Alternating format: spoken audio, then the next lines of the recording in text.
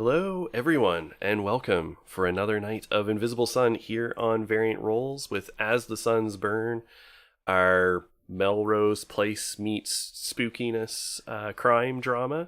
I am your host and game master, Dan Gaston, at MadSciDM on Twitter. I use he, him pronouns, and I am here to have some fun and bring you Void and Flesh Pockets. Yeah, that's what I'm here for. So thank you for joining me tonight, and I'm going to kick it over momentarily to our players to introduce themselves, but I will first welcome our very special guest, Alex Catu. Alex, how are you doing? I am good. I had my mic muted. I'm doing great this evening. Hi, I'm Alex. You can find me on Twitter at AlexCatu. You can find me here on Variant Roles quite regularly. Excellent, excellent. I'm so excited to play Invisible Sun. Who are you playing tonight? I am playing Vera. Vera is a maker, and she listens to the whispers. Excellent, excellent. I am here for it. I am going to kick us around, keep going over to our right, and we've got Alex and Alex side by side. So other Alex, regular Alex, original Alex, how you doing? The OG. Hello, I clearly am also Alex. I say that he, they pronouns. I can be found on Twitter at AxolotlCure. I play Emma Elizabeth, who is a stoic goetic who cages enemies, and she's the worst, and I love her dearly. She is the worst, and we do all love her dearly. We as players, not necessarily as characters. All right. All right, let's keep it going. And how are you doing, Corey? I'm doing pretty good. I'm pretty excited to play. My name is Corey Hickson. I am on the internet with the same name for Twitter. Tonight, I'm going to be continuing Alice, who is a ardent maker who turns tales into reality. My pronouns are he, they. Alice is she, her, and I'm super excited to get back to the Undersling. Excellent, excellent. So am I. All right, and continuing around, Sam, how are you doing? Good. Tired, but I'm alright. Not too tired. I'm fine. I'm excited to play. This is the highlight of my week. I'm Sam. I'm 65th Victor on Twitter. I play Lucky, an ardent apostate who shepherds minds, who unfortunately cannot use his powers right now because they really frown upon that in the Undersling. Of all things, it had to be mind control powers. They like, strength of arm and skill of blade. Well, so I'm gonna do that too then. You're gonna punch things. I'm gonna punch things and I'm gonna break them. Yes. Excellent. I want to get on one of those boards before I leave. Oh, yeah. You want to get on one of the fight cards for the night? Mm-hmm. All right. Well, our Vizsla are here in the Undersling underneath Saturnine, which is a basically group of ramshackle islands hanging from the underneath the city in a giant cavern by rusted chains, and it all seems to be in a continuous state of decay and disrepair.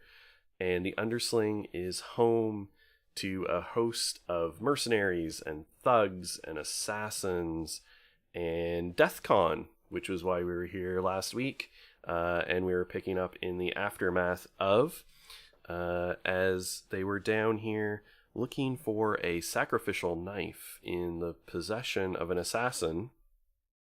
They did not get the knife, and they probably earned the assassin's undying enmity as they struck him blind, and he got his ass whooped by Henry. So nothing bad could possibly be a repercussion of that, I am sure. Because you left him alive. I were not there. That's right. Alice and Lucky were not there, not present for any of that. But you did have an interesting conversation, once again, with that fine, dapper southern gentleman, the ambassador of the Pale, the dead ambassador. And he was once again a little flirtatious with Lucky and offered them a job that could get them sort of on their way for something they were looking for that they could find in the Pale. That's right. That's right. I'm beginning to think that guy follows me around. He does show up. He has a knack for showing up. Where- That's his forte. He's the one who shows up. The one who is there. That is his forte. Well, to be fair, you met him at a very fancy party, and then DeathCon, and I mean, he is the ambassador of the Pale, so I mean, he was slumming it a bit down here in the Undersling, but it's He also definitely kind of his was. jam. Yeah. Everything related to death. So he wants a book known as The Treachery of Images, which can be found in the Library of the Undone, which is in the possession of an individual named Tora, who is somewhere here in the Undersling. And what makes this library unique is it is a library of unfinished books. And Torre is loath to part with these books, and generally a suspicious sort and wary of thieves, but the ambassador wants this book. So you have agreed to fetch it for him. And we sort of left as you guys were just wrapping things up in DeathCon and having a drink. And we're going to pick up right where we left off. There was some chaos. So I think the fun was at its best because somebody started like bleeding from their face. And Oh yeah. Yes, that's that right. guy. That's right. so that just happened. Someone was humming a song and is now, They were comatose. yeah. They were in a bad way. They were in a bad way, and that kind of put a damper on DeathCon. But so what are you doing? Should we go take a look while we're here for the wonderful Torah that we've heard about? I don't actually know if they're wonderful. We might as well. We're here. I don't want to return. Well, I could come back, but yeah. So anybody got any suggestions on how to find a random person in the Undersling without being able to use magic?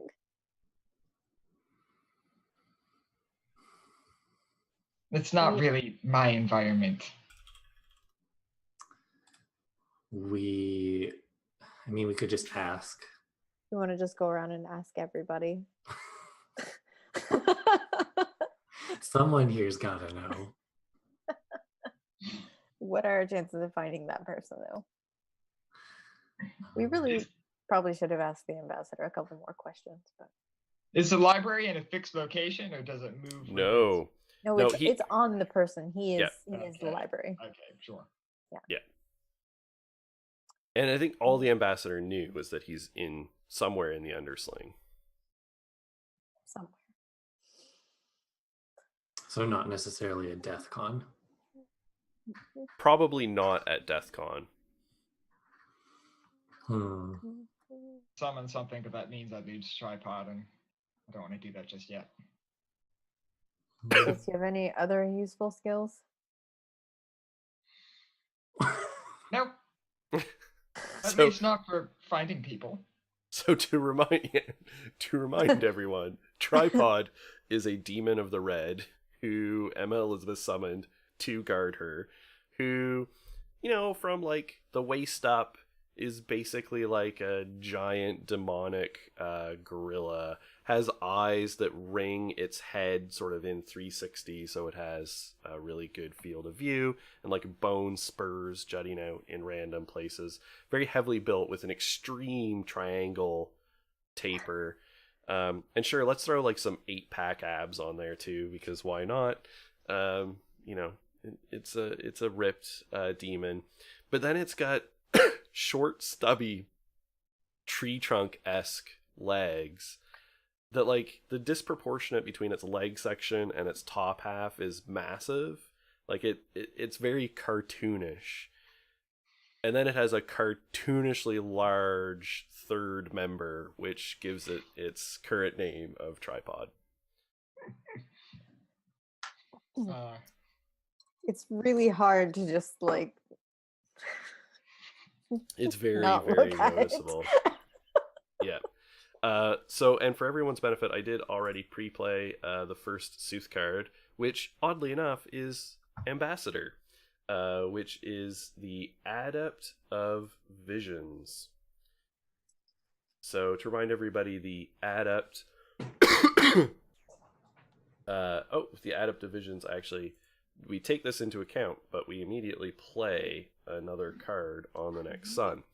So diplomacy, reason, discussion, and intelligence. But to find out the benefits of the flux of magic, we're going to play another card.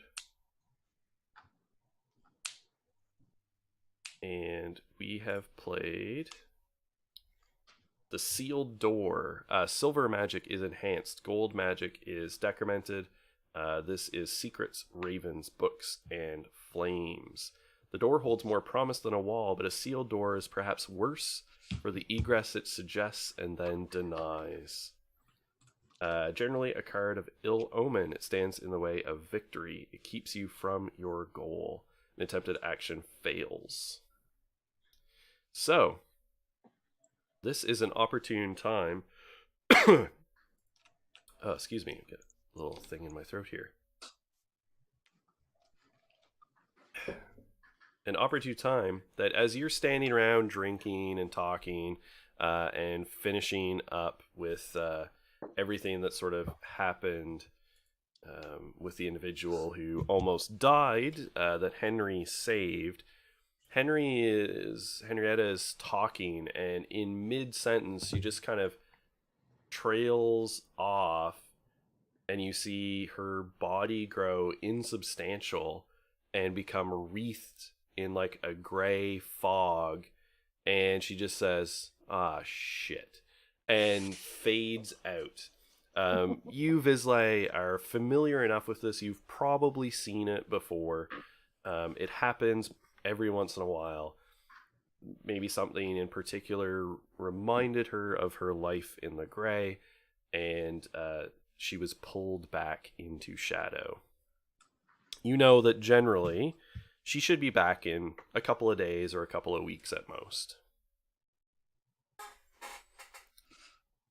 But she is just pulled off. Well, that's some timing. And Alex, Katu, Vera, I think you're at DeathCon. Oh yeah, definitely Yeah. my kind of place. Yeah. So I'm making you're at earrings. you're making what? Sorry. Earrings.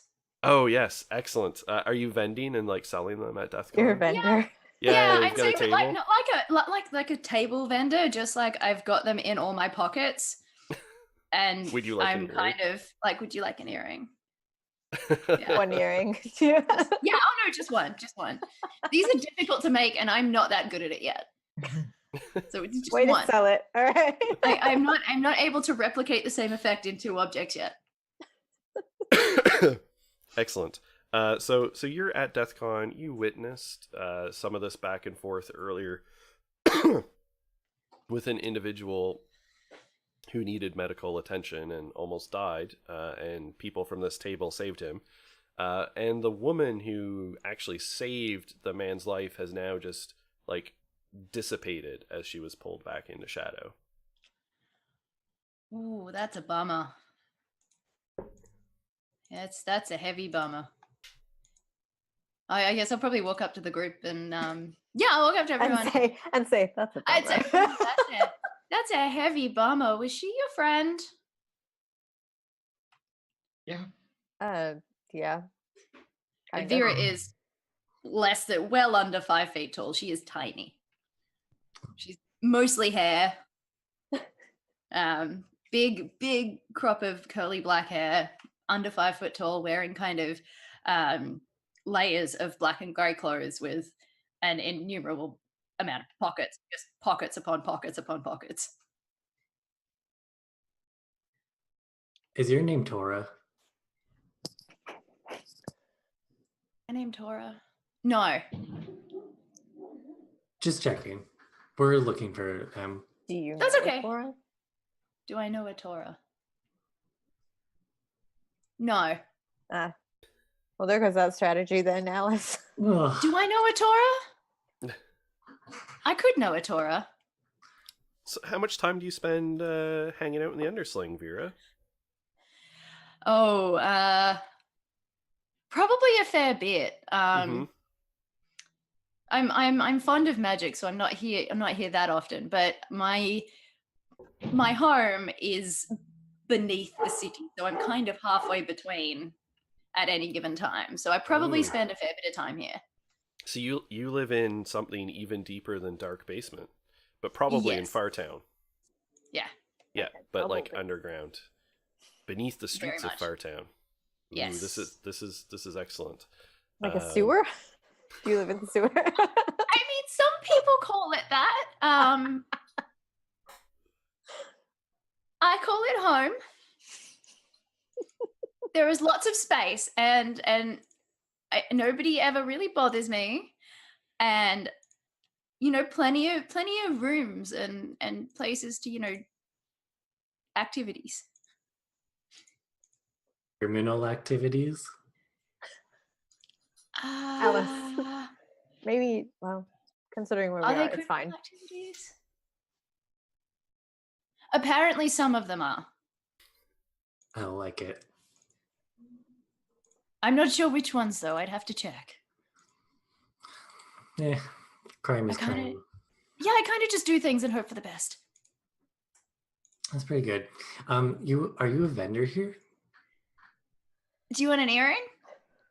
I would love an earring. It's a rock. It just pulls out it's a little tiny black stone, just with like an earring hook on it. Is this the only one you have? No, I have a bunch, and pulls out a bunch of just different colored rocks with earrings with earring things on them. But Alice can Like- only buy that one? I'm like, no, you can get any of them, and I'm kind of not really selling them. I'm more bartering them at the moment. Oh. It's a new thing I'm trying. How about this? You help us find someone we're looking for, and Alice will take one of your earrings. I'll take a bunch of them. Is He'll- that a good We'll deal? take a bunch of them. Apparently, that's a good deal. I'm Excuse in. me, Are you talking to somebody? She's talking to us. Yeah, I'm talking to you guys right now. All right. I'm just Come gonna. in. I'm gonna give Emma Elizabeth a look over the table. Like, She's kind of still just staring at the spot Henry was just at. all right. Well, she's not concerned. So. All right. Is that an okay deal, Vera? Yeah, it's perfect. Vera or Vera? Vera, yeah, Okay. Vera. My American is coming through. Yeah. Emma Elizabeth, Tripod puts like a big massive paw on your shoulder and like leans down and then whispers with sort of fetid breath that still smells vaguely of raw meat. Is this tiny one food? Am I food? No. No, she's not. Okay. Get your hand off of me. Okay. Thump thump. All right. Well, let's just get on our way then.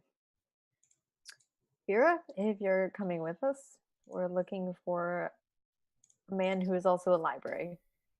Oh, His name is do I Tora. know Tora? Do I know Tora? I think we asked you this already. I know. Yes, yeah. I know. I'm just checking. I think you've asked yourself this already too. Yeah, but sometimes the answer's different. I can get behind that. Now I shoot look so- for look. So does Vera perhaps have some sort of spell that will, or ability from her forte that might provide her information? I don't think so. I mean, I just in general, I've got a fair bit of hidden knowledge. Mm-hmm. Yeah, I've got 3 hidden knowledge, so I don't know if that. So hidden knowledge, you spend sort of like Bene. Yeah. And you can use it to. The only thing is, it doesn't refresh like a normal pool does. You have to do other things to acquire it again. Yeah. But you can spend it and use it. You know, like you're applying any sort of skill. Yeah. So if you're thinking about information or searching, or if you're gonna like ask people around, you could certainly default to some kind of skill, and spending hidden knowledge would be totally valid. Yeah, because I've got the Whispers teach me, and I gain +3 to my hidden knowledge and increase it by +1 every month, which is not an action. So Okay. Okay. So I'm going to ask. I'm just generally asking the Whispers that are constantly talking to me. Do I know Torah? Yep. I don't memorize things. I try not to remember things. I just rely on the various ephemeral Whispers to keep track of my entire life. Are you saying that in character? Yeah, I would really like to know if you're saying that in character. Damn. Okay, good. No. Okay. No. Okay, That would have been that's- really helpful if you said that in that's just- character. DM knowledge that there's everything that I ask. I'm not asking. I'm asking Whispers just in case. Perfect. So when you sort of this time ask, like, do I know Torah? Do I? I am going to give you a joy, and I am going to use a GM shift here. Ooh. And one of the like babbles of whispers gets a little bit louder and kind of rises above the background and says, Torah is in the back alley. Oh. But you can hear the emphasis on the back alley, that each of those word is capitalized. Right. Yeah. So I it was is a gonna particular ask. place. It is a particular place, as opposed to just like out back. Yeah. Torah. I do know. No. Somebody knows Torah, but Torah's in the back alley. The back alley, like A lot Yes. of back a alley. specific back alley.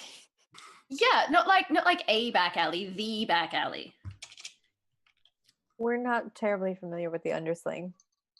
Do you think you could take us there? Can I take us there? I'm sure I'm fine. I'm sure I can. I'm sure. We believe in you. That's good. I don't know if she speaks for all of us, but Trust me, I know those feels. I am going to try and lead people to the back alley. Okay. All right. So No idea where that is. you've heard a little bit about the back alley before. It's one of these places. It comes and goes. It's not always in the same place. It's more of a state of mind, as it were. And it is a street of, for the undersling, even shadier vendors. So there's very little that's illegal in most of Saturnine. Not everyone that sells things in the back alley is illegal. It just might be distasteful. But also, if you want anything illegal, this is the place to buy it. So it's one of these things that you can find it when you like are really looking for it, and you've got to have sort of the right state of mind to find it. My state of mind at the moment, my state of mind at the moment is definitely just wandering in a general direction, confident that I'm gonna get there. I'm just, yep. Like I know where I'm going. Yeah. I'm completely confident. I like nudge Emma Elizabeth, be like, she clearly knows where we're going. Look at this. The confidence. Yep. Tiny little legs. Very confident, and She might even be able to lead us there.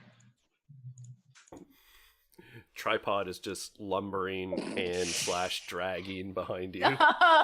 Does he also walk on his hands?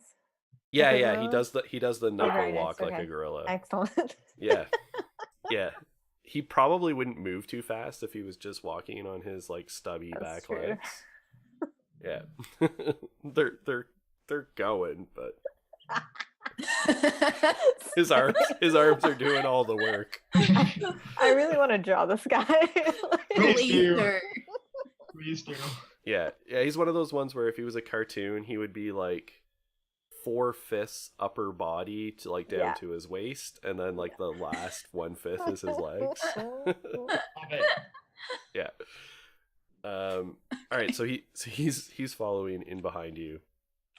And you're navigating through the streets, and after a little bit you walk by a bit of an alley, and you hear a voice whispered from in that just says, "Psst, hey, Vizsla, I got what you need." Ta-da! Here's Dora. I wouldn't say ta-da just yet. Who's talking to us? So you can't see the alley is wreathed in darkness, and there's just a voice kind of wavering out on the night air from somewhere in the alley. I don't like the light. Come on into the dark. Okay, and I'll walk. Alright. Sure. Alice, wait. Seems fine. I will hurry after Alice. I'm going in too. This is Yeah, great. come on, Vera. I've made friends. So you hustle into the alley. Emma, Elizabeth, do you and Tripod? I was gonna say, I look around like, well, the last thing I want to do is be alone here, so I begrudgingly follow. Okay.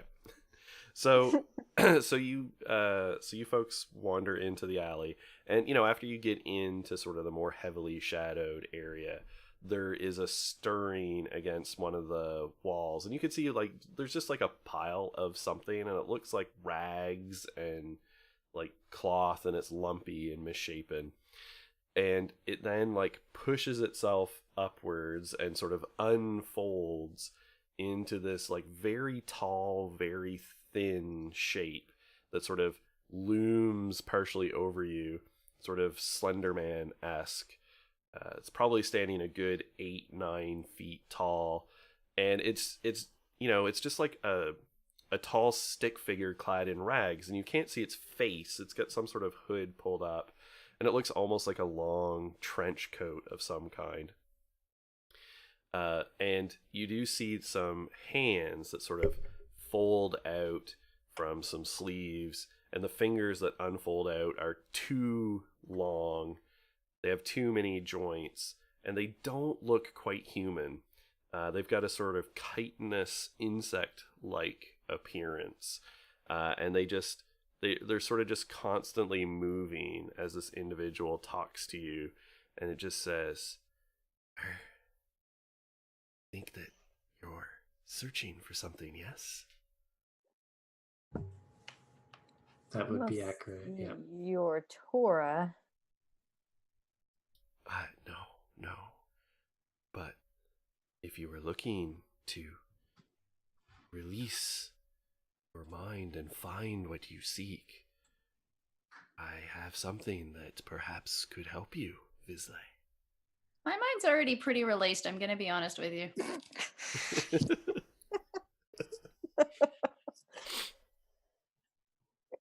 And what is that exactly? Tell me, have you heard of the Nectar of the Pale Sun? Have we? That's Have some I? sort of shitty punk band.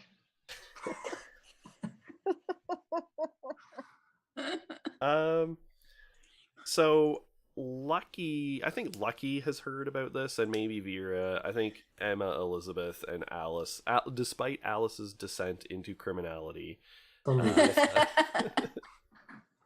Alice is still just I mean, Alice has gone in whole hog, don't get me wrong. She's not dipping her pool in the water. She jumped straight into the deep end of, like, wanton violence. Right. But exposure to the criminal underworld she does not have. Just a belly flop into the criminal underworld. Just a belly flop in. With her big poofy hair. Chopping off arms. So you've heard Nectar of the Pale Sun is a drug that comes from the Deadlands. And it has sort of essence of death. And people take it to achieve altered states of consciousness and to meditate and reflect and gain knowledge, like only those on the cusp of death can. Tasty, not tasty. Put it in a lipstick. Has this all been relayed to us, or is this just Lucky's internal knowledge? This is Lucky and Vera's internal knowledge. But out loud, Vera says, "It's tasty." No, it's not tasty. It tastes bad. But put it in a lipstick. She can't see me looking at her weird in the dark, but I am.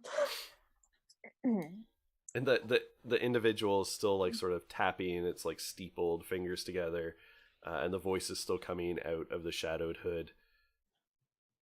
Lipstick. Yeah, I could put it in a No. lipstick. Oh no. Yeah. Dangerous. No. Yeah. I don't think either of you need to worry about what the other one's doing.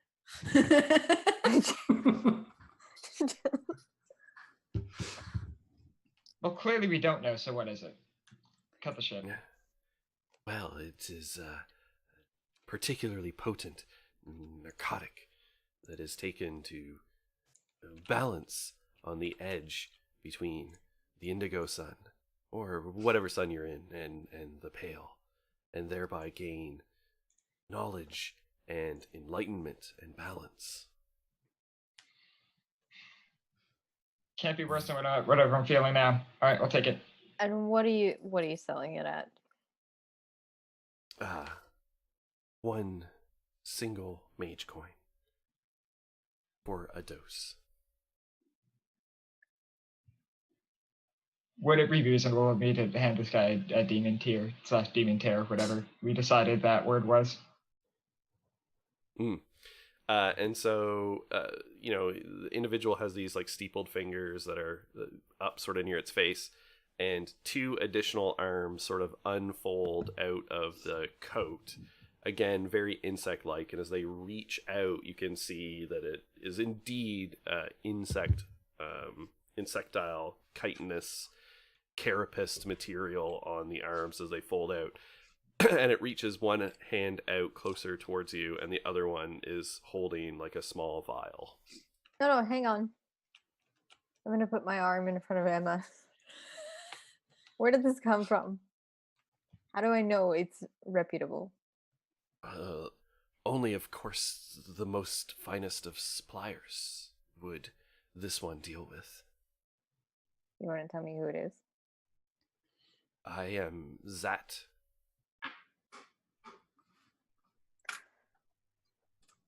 All right, and if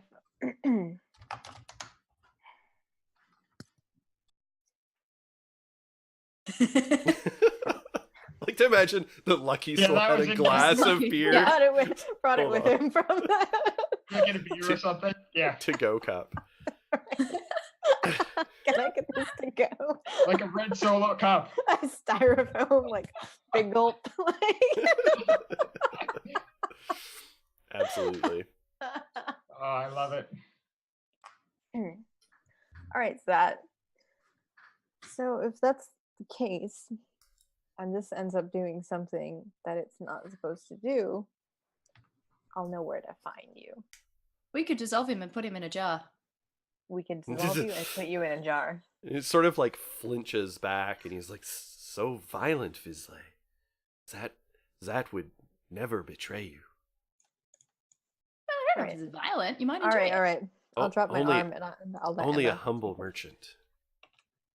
This one. I'll give him the demon tear and take Okay. the vial. And I'll his give him hands- 3 mage coins. Are you buying so you three give him an things? I'm additional buying 3. 3. Okay. Yeah, So I'm he buying 3. clink, clink, clink, Yeah. and goes in, and then the 2 hands are still up, and then there were 2 hands out. One was already holding a vial. One took the coins and disappeared momentarily, and then reappears along with 2 additional limbs folding out. So now there are 4 limbs all holding Oh my out God. an array of Completely these. normal. Yuck. Yeah. All right. I'm just How do gonna- you do that? Well, it is in this one's nature and form. And you could see Vera is like toying with something in her pocket. And At it is this point. still like not shown its face. So it is still sort of just wreathed in shadow underneath the hood. Uh-huh. That's interesting. By the way, I'm not paying for any of you, so Oh, I You're on your own. don't want the drug. So then it rearranges so like 3 arms are all like sort of vaguely in front of Lucky, holding 3 vials. Sort of shuffles them into one hand, and I'm gonna put them away. this one is very good at cards, but has been banned from the casinos. Yes, no doubt. That's a good idea. You should take up fighting. Could be a vest. A vest. A vest. What are You you could talking about, wear a it. vest? I Okay. like the way this one thinks. I don't know if the essence would survive the transformation, though. If you had a good enough power source, I think you'd be able to make it. All right. Thank you Yeah. so much, Zat. We're gonna go. That sort of like refolds itself and then like slumps against the wall. Slides back down into a crouch. That was fucked up. All right. Listen. Far be it from me to care about you at all, but are you sure this is something you want to do, Emma? I might as well. Oh, because your moral compass isn't here?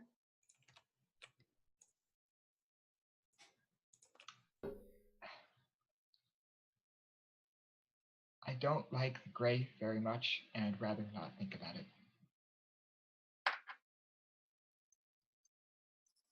I'm gonna go over to Veer to say these 2 have a tiff. Oh, It's a Oh. little deeper than that. is it? But a I little ship bit of them. that? Do we go down with this ship? Wait, I'm curious. Do you as Corey ship them, or do you as Alice ship them? Alice does. Alice. Okay, I was gonna It's say. canon that Alice does, yes. Does she say that out loud? We're She kind of says it too. whispering. Would Yeah. you stop that already? We're having a mini makers conference here. Hmm. My God. No non-makers allowed. If How anything, cool would you're it be though if you could like just take a little bit of him and like put it into, I don't know, maybe the buckles on a vest and grow the arms out like he can grow the. Wouldn't that be great? I know someone who's interested in growing arms, but I like that idea. You just take a little bit of him, just a piece, just a tiny bit. Like right now. I mean, No, guys, no. No non-makers Objective. allowed. Objective. We have an objective. oh yes, right. No, not now. Later, when we Okay. found Fine. the If library. you want to do it later on your own time, that is your business. Fine. Great. Steal more arms. Whatever. I don't want to be a part of it. Okay, that's fair. All right, I'm gonna take the fucking drugs. See what happens. All right. This is like, So Yeah, so while you- everyone's arguing, I'm just like, fuck it. Yeah. And so it pools in your mouth and then slowly slides down your throat. It tastes a little menthol like at first. Have you ever had Fisherman's Friends? Not Fisherman's Friends. Buckley's, sorry. Are they like halls? Buckley's cough syrup. Cough drops? Maybe this is a Canadian thing. I think It Buckley's is. I've maybe is a never heard of Canadian that in my brand. life. Its Yeah. catch line is it tastes awful, but it works. So just imagine the most awful cough So syrup. apologetic. That's so Canadian. Yeah, yeah. They in recent years it sold to somebody and they changed the formula and they started making it in flavors and so it doesn't taste bad anymore and now I won't use it and I don't think it works. No. And I know that that's probably entirely psychosomatic because it's like the same medicine, but it has to taste bad. So just imagine the worst, most potent cough syrup you've ever had, and multiply its like viscosity by about 10. So it just oozes down your throat really slowly, but as it does, it leaves this deadening, chilling effect that spreads like, you know, when you drink a really good alcohol and that warmth spreads out from your center. It is a cold, paralyzing sensation that spreads out. Please tell me she just falls in the alley. No, but she gets quite pale. Damn. And I need you to make a withstand defense roll. Oh boy. She gonna die. Oh boy. She I am not good at overdose and these. die. Do I just straight roll? I don't know what the numbers So- that go along with that are. So if you have if you're skilled in withstand, then you would add that level. Okay. If what you can add for Bene here is from your physicality pool. I've only got 2 of those, so sure, why not? All right. No, I won't use both of them. But yeah. So I Okay. won. Okay. So that's a venture of 1, so you can add that to your roll. That is a 1. So 2. Okay. Let's see what happens, everyone. I'm ready to do some science. So Emma's eyes like roll back into her head and she collapses on the ground and starts convulsing. You take a wound.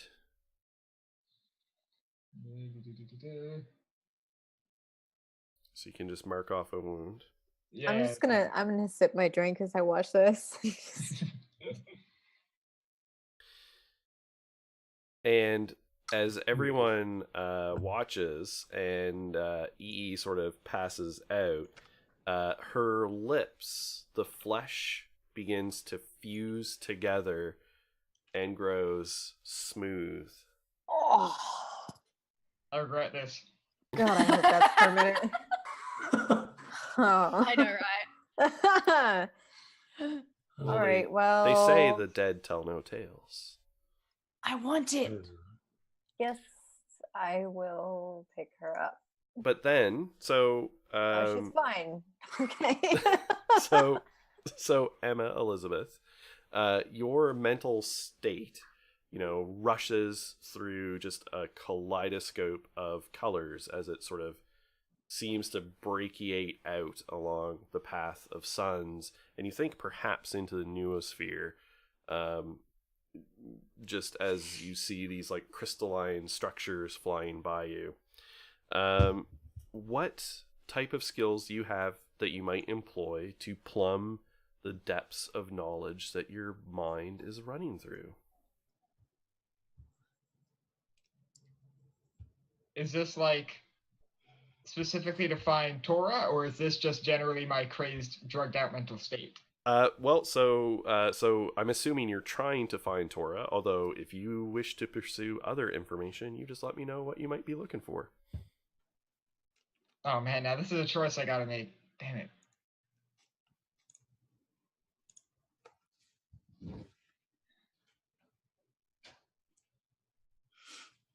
At least we're right next to the guy still, so if she dies, we can fuck him up. This might be. I have a poor- plan for that. This might be poor game etiquette, but can we hop out of Emma for a second while I can think about this? Yeah, absolutely. I need to Absolutely. think. Yeah, and so to the rest of you, that's just like, It's okay. That's normal. Doesn't happen to everyone, but some people. Well, then that's kind of not the definition of normal, then, is it? Well, it happens some percentage of the time. Some percentage as in 0 to 100. Somewhere in there. Uh-huh. Maybe about 30-40%. Well, she better wake up. No, it's It's really all right if she doesn't. No one asked me the dangers. That's true. That's a good point. We did kind I of knew the overlook that. dangers. Nobody asked me the dangers either. Oh, I think I might have known the dangers. Oh. Yeah, no, I knew the dangers. My bad. Can I use 2 levels of connections to the Goetics to attempt to find information about a pact?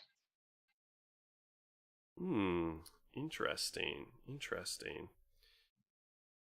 You can certainly attempt it. This will be fairly difficult because, pacts are Sure. obscure knowledge, but Mhm. absolutely. Okay. And can I use 1 level of memorization maybe to help that as like recalling everything I do know? Yeah, sure, absolutely. So that's basically the equivalent of 2 skills that you're applying. So for a total of 3 levels, you can only sort of do mental stuff, Mhm. which is fine at the moment. So this would be what is that pool? Intellect maybe? Yeah, intellect. Yeah, sure. I'll add 3 from that as well. Okay, so I think that's the maximum you can do right now from your expansive Yeah. endeavor, right? Okay. Yeah. So we're And looking I'll at add- a venture of 6. Okay.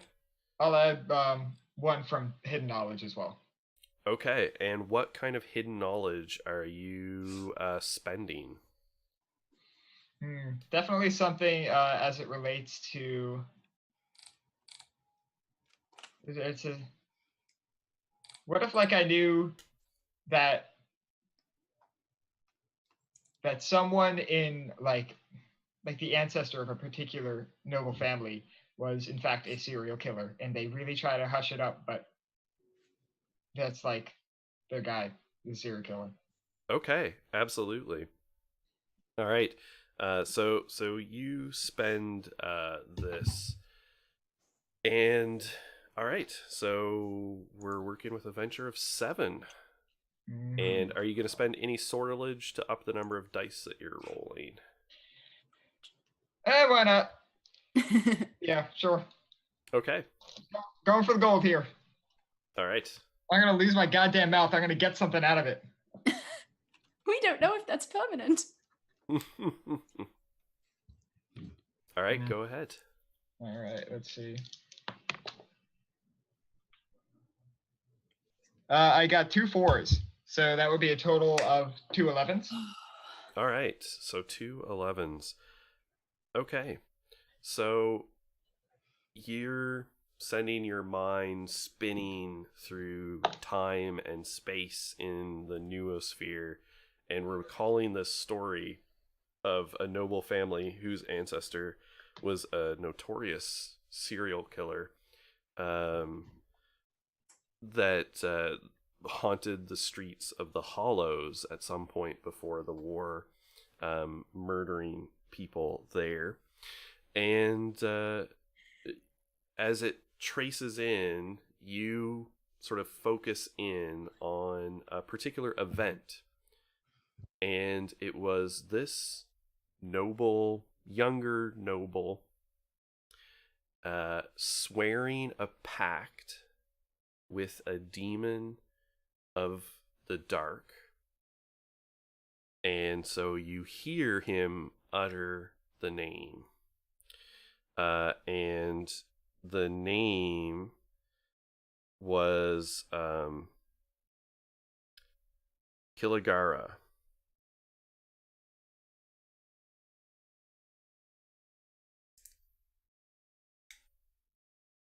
And formed this pact and then went on the serial killing spree to fulfill their end of the bargain.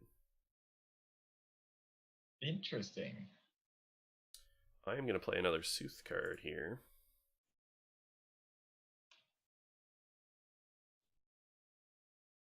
And we have the Mysterious Rune. Red magic is enhanced. Blue is restricted. Secrets, ravens, books, and flames. Words are spells, and spells are words. Runes in code words. They hide them in plain sight. This is generally a card of good fortune for Vizsla and bad fortune for Nons. There's a mystery afoot, something important that can be discovered if the person in question looks for it. Something unexpected is revealed to be magical. Joy, PC comes upon a wondrous secret in a book or similar media. Despair, important magic falters or fails.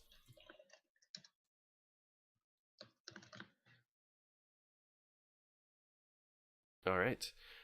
So then, Emma Elizabeth, your awareness snaps back into your own body, and you can immediately sense something is wrong as your mouth has like totally fused together.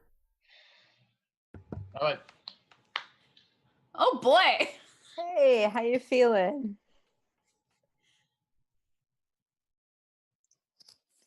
Yeah, you can't coherently speak. You can really basically only do the like. Wow, as Um, much as I am enjoying this, I would really and- like to get on our way. and you buddy? have to breathe through your nose. But She's like,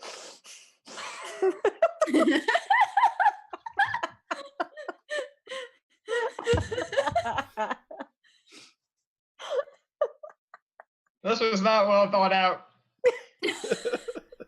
just internal monologue. Yeah. well, I'm hoping that you spent the time doing something selfish instead of actually finding out where Tora is. And I have a feeling that you probably did because it looks like you can't tell us what you found out anyway. Yeah, so it kind of doesn't really matter what they did. All right. That feels like a waste. Hey, why don't you stand up? Let's stand up. All right, let's go. Back alley. Waste of fucking time as usual. So where you have a wound, that gives you a scourge in all of your certes pools. So all of your sort of physical stuff are currently at -1. I mean, you've got your bene, but like anything you do that would involve those pools, I the never use them scourge is in anyway. effect. So you have to spend a bene just to get yourself back to 0. Yeah. You suspect that the whole flesh sealing thing will only be undone by cutting it away. Okay, so That's really gruesome. Wow. Which will then, to be fair, will not leave you with like a gaping hole. yeah. It'll cut it back to normal. Reform Okay, into a that was my Damn. question. That could have been Well- so cool though. You Because know it's what? basically, you can feel your lips. What has happened is like skin has grown over it. Okay, sure. So you can cut it away. That is going to give you another wound though if you do so. I, I'm gonna reach Currently into my have a knife. jacket. I'm gonna pull out my bladed sortier Oh, that I got no. before. I'll be like, I can fix this, but I'm not going to just yet. Alice me is gonna back. pull out her big claymore. Alice, Wow, Alice, Alice, That. Alice. I made this. Oh Guys. my god, that is so cool. I This is really a- like it. It stays in my it. hair. Can you believe that? Guys, That is amazing. Henrietta Mhm. might be mad if you murder this bitch. Most of us Just like wouldn't, but maybe the claymore is overkill. I love it. I think it's beautiful. Well, Thank you guys can talk about that when we walk to the back So alley. cool. Do we need to like, I don't know. Is it really our bad that this happened, or is it the merchant's bad that this happened? Because I have some I have some thoughts. I don't think they're good thoughts. Oh, that was your bad. Okay. All right. The vendor is like, do not blame Zat. I can't say I'm not disappointed, but Listen, if you want some extra arms, you can go to the changeries. Oh Why- no, I just specifically wanted some of their arms. But right, we've really got no cause for that. It's fine. You wish Zat's arms? Well, I was just gonna dissolve like a little bit and maybe put it in a jar. Define just- a little bit? Wait, is that still here? You guys stayed in the alley. Yeah, we're still like, you took the Still drugs in the alley, in the like right in front of him, and just fell and grew skin over your mouth. Can I attempt to like mime a knife from him? For I to told Zat. you, I have one. Cause that, because Lucky isn't gonna do shit. Oh, yeah, absolutely. I think Zat would get what you're throwing down pretty quick, and like rustles around, and one of their arms like folds out and is holding a knife. How much fine motor control does Tripod look like he has? I mean, he mostly crushes skulls and doesn't perform surgery. Okay, so not him. You've got two makers who are like, We can I'm gonna- make you a new set of lips. oh, They might be a little overenthused. You might want to trust me to do this. this I'm is gonna flip the great. knife to Alice. Fine. Because- not that I know it, but not that Emma knows it, but I know that Alice is great at cutting things off of people. So Yeah, but she also just leaves them to bleed. So. Is this a subtweet? Okay. I'll walk up to Emma Elizabeth, and I'd like to give Emma Elizabeth my kind words object that I created a while ago, which can be used for armor. So that will hopefully help her out a little bit. And I will just like with one quick open Yeah. up. oh fuck! Is the skin like flapping? Yeah, it's just Yeah, not Dan. gonna go away. No. I mean, you No, can it's just you can hanging you can there. continue doing some work with the knife and pulling it, and it'll come off. But yeah. Can and I so- get it off? Can I get it off by casting Propitious Storm? Sure. And you clean Okay, I'll yourself up. cast, Yeah. cast But you Propitious Storm. but you do take the wound. Sure, yeah. So you're course. you're at 1/3 of your like physical health at the moment, basically. Can I use my objective power to make it hurt less? Like I made my kind words that gives armor. I was hoping to like lessen the effect if possible. Yeah, he Or is it- or she doesn't yeah, because it heals, because if the armor, like the armor would actually prevent you from cutting it essentially. So what I will say is, Emma Elizabeth, it's like you applied local anesthetic, so it didn't hurt, and Emma Elizabeth didn't feel it, but she took the damage. Okay. But you're feeling okay. All right, Emma. Keep you that can in keep mind. the kind words so that you have some armor in case. Thanks, Alice. Where's Tora? Couldn't find him. Uh-huh. It's not that you didn't bother to ask. Look, I didn't see you trying that shit. I couldn't find him. Tora's in the back I alley. didn't try it because we already know that Tora's in the back alley. Well, I don't know where that is. I don't know how to get there. Well, we're with somebody that does. Supposedly. Sure. Why don't we just continue? And Vera? so because it hasn't It's come up completely pointless. because it hasn't come up much, you can heal wounds either by using either a 10-minute or 1 hour rest will heal a wound, and sleeping for 8 hours, like Mm. at night, will also heal a wound. Not all of them, but it'll heal one. And I already used a 10-minute rest, and I don't think we have an hour, so let's just keep going. Vera, if you would. I'm going to confidently stride off in a direction. Okay. So you are searching for the back alley.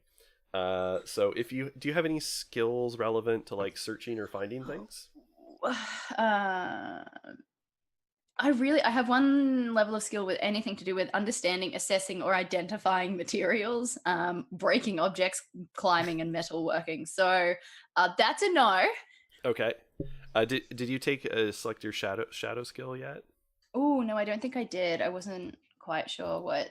So just think about what maybe Vera did in shadow in her life as like a job or something, and what a skill might be relevant to that.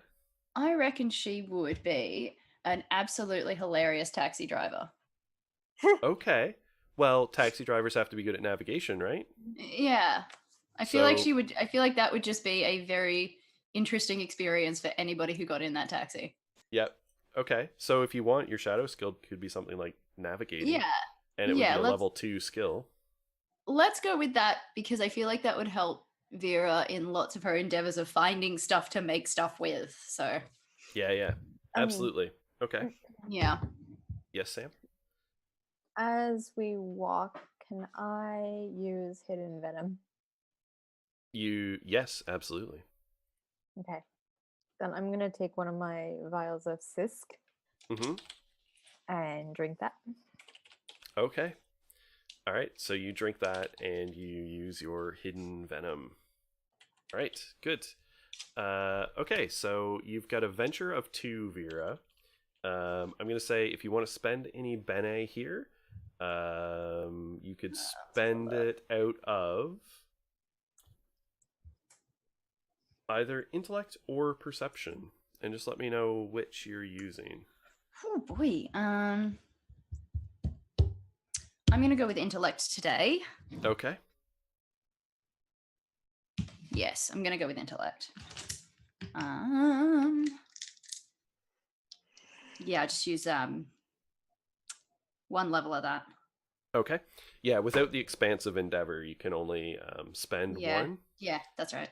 All right, so you've got a venture of 3, and you can also, if you want, you can spend sortilege, which is basically just pumping some extra magical juice, and then you're rolling 2 dice instead of 1.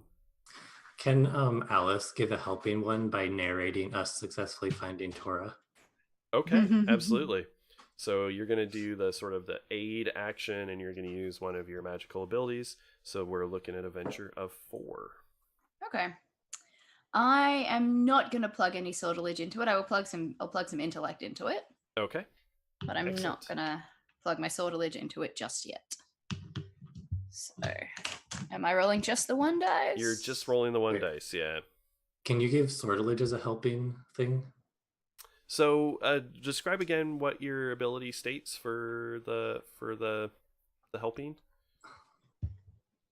So Alice's thing is that she can entertain, but that doesn't super apply. I thought that you could just give sortilege away to people. Yeah, you might be able to. Yeah, so that, and it would have the same effect. So instead of a venture of 4, it'd be a venture of 3. Alice Okay. is charging her magic into it, but you'll be rolling 2 dice. Yeah. Okay, That's easy. what I want to do. Cool. Oh, that's right. Yes, you can spend sortilege on an action that you see, and it doesn't have to be your own. You're Yeah. right, Corey. Okay. Cool. Perfect. That is a good ability. Yeah, you basically can always That's pump very cool. magic into something. That's very Right. cool. Yeah. Just- Um, It increases the odds of success, but also you might get flux. yes, that's true. Okay, so I'm rolling 2 dice. You're rolling 2 dice. That is a 7 and a 3. Okay. So the 7 with a venture of 3 would be 3. a 10. So you're like twisting and turning and like you double back on yourself like 3 or 4 times.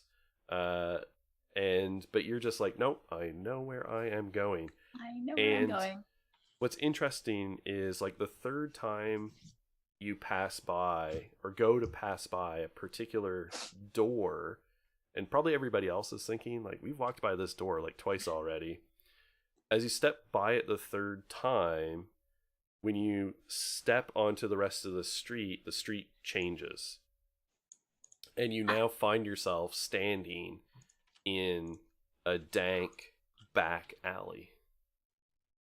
Dang. And it is crowded on both sides with like market vendors, like stalls set up. There is figures hawking all sorts of goods and paraphernalia. There's more weapons here than you saw in the rest of the Undersling, which is saying something because there were weapon shops everywhere. You know, it was like driving through Texas, like guns, liquor, guns. Mm-hmm. Apologies to all of our Texan friends. We love you. But it was But just... it's true. And so here there's like blades and firearms and poisons and like people selling services like everywhere through the whole alley. Ta-da! And there is a bunch of the individuals that are tall and slender with like multiple insect arms out, similar to Zat. Not all of the vendors, but quite a few of them. And the one closest to you has the hood down, or doesn't have a hood rather, and is nearby you. But when it looks over, instead of a head, there is like a framed painting hanging where its head should be that has like a human face on it, of just like a rather placid looking woman that's just like smiling and holding an apple.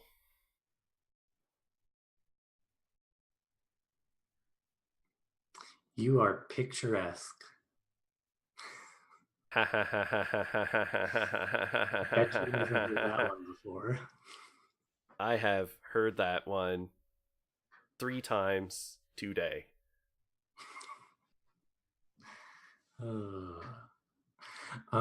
If you could excuse my poor humor, do you mind helping us find a Torah? Torah. Was my laugh appropriate? Did it put you at ease, Vizsla? Yes, it is. Have we established a level of camaraderie appropriate for people engaging in mercantile endeavors? Yeah. No, but yes. It's a no first. Did not put me at ease in the slightest. But that's kind of par for the course around here. So, I mean, we're all good. Let me try a new laugh. I think we're okay without the laughs.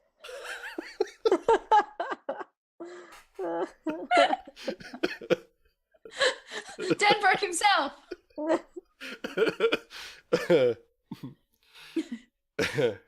That laugh was much better. Thank you.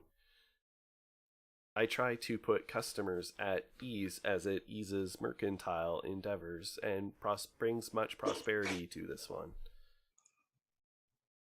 Smart. We have learned that our mannerisms and appearance is off-putting to some people. Yeah, checks out. Many of our brethren hide their faces because our faces make people scream and flee in terror, especially small children and most dogs. I like that. But this one has found that shadowed hoods are also intimidating, and it brings out like all 6 arms and does air quotes simultaneously. Creepy. So I have chosen a fine and standard decoration that many people hang in their homes. Nailed it. Yep. Nailed it. Perfect. Thank Great. you very much. Would you like to engage anyway. in mercantilism now? I would like to engage in mercantilism now. Excellent. I have many fine wares. I have many fine crystal orbs. There is the stall is just like they don't sell any particular thing. It is just like littered with all kinds of random stuff. I love it. There is art. There's just all kinds of bric-a-brac and tchotchkes and like assorted ephemera. And quite literally, there are actually ephemera objects here. And there appears to be a variety of spells and incantations and things like that are for sale as well. Ooh. No. If you are a Vizsla, I do have many fine magical things for sale. I think I'm probably going to start kind of poking through and looking for any materials or things I can use to make stuff with rather than Yeah. finished products. Yeah, probably like any sorts of materials that you could find. Like you let me know what level and a general type of thing you might be looking for, and chances are they have it. Out of my depth. Let's have a look. So basically, if we go to like ingredients, level 1 objects are 10 orbs, level 2 are 50, level 3 are 100. Yeah. Some level 3s go up then are like a crystal orb, 100 glasses of crystal. Level 4 is 5 crystal, blah blah blah. And if you just give some generality on the type of thing this ingredient should invoke, I'm sure we can find something appropriate. They're definitely well stocked. There's like bins of like stuff that's like overflowing. I don't even know how many orbs I have. It would be from your foundation. Like how many you start with. Yeah. What's your foundation again? Ardent. Aromatic ardent. Aromatic. Aromatic. Not a lot. So Yeah. you have 150 crystal orbs. Sweet. Because I live alone and do nothing.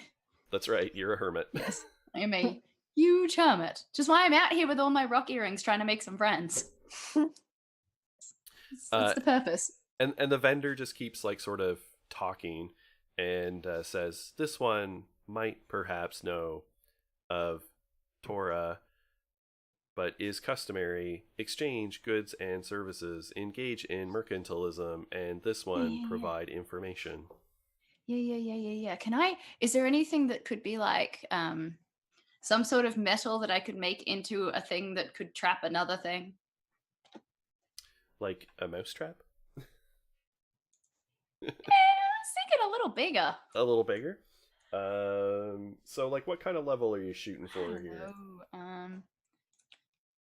Actually, no. You know what? After seeing Alice's claymore, Mm-hmm.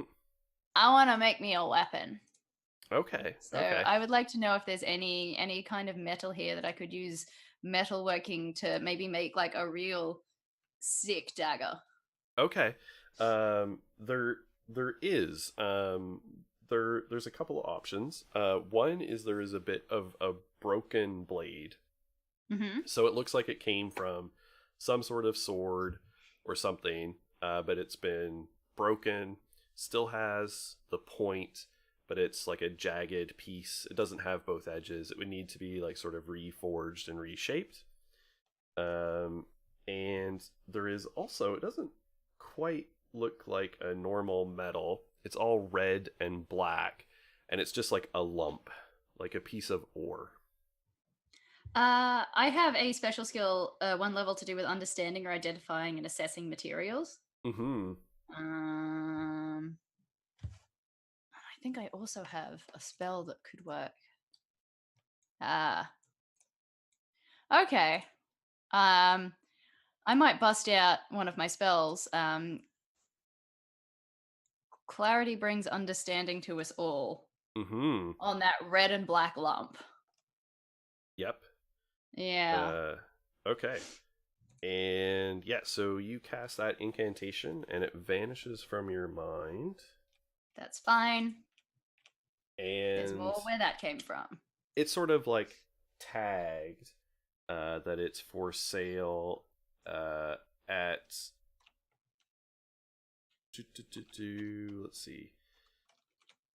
It's tagged for sale at 10 crystal orbs, which would put it, and you're pretty sure this is actually a power source, can function as a power source, would put it like around a level 3 or 4 object.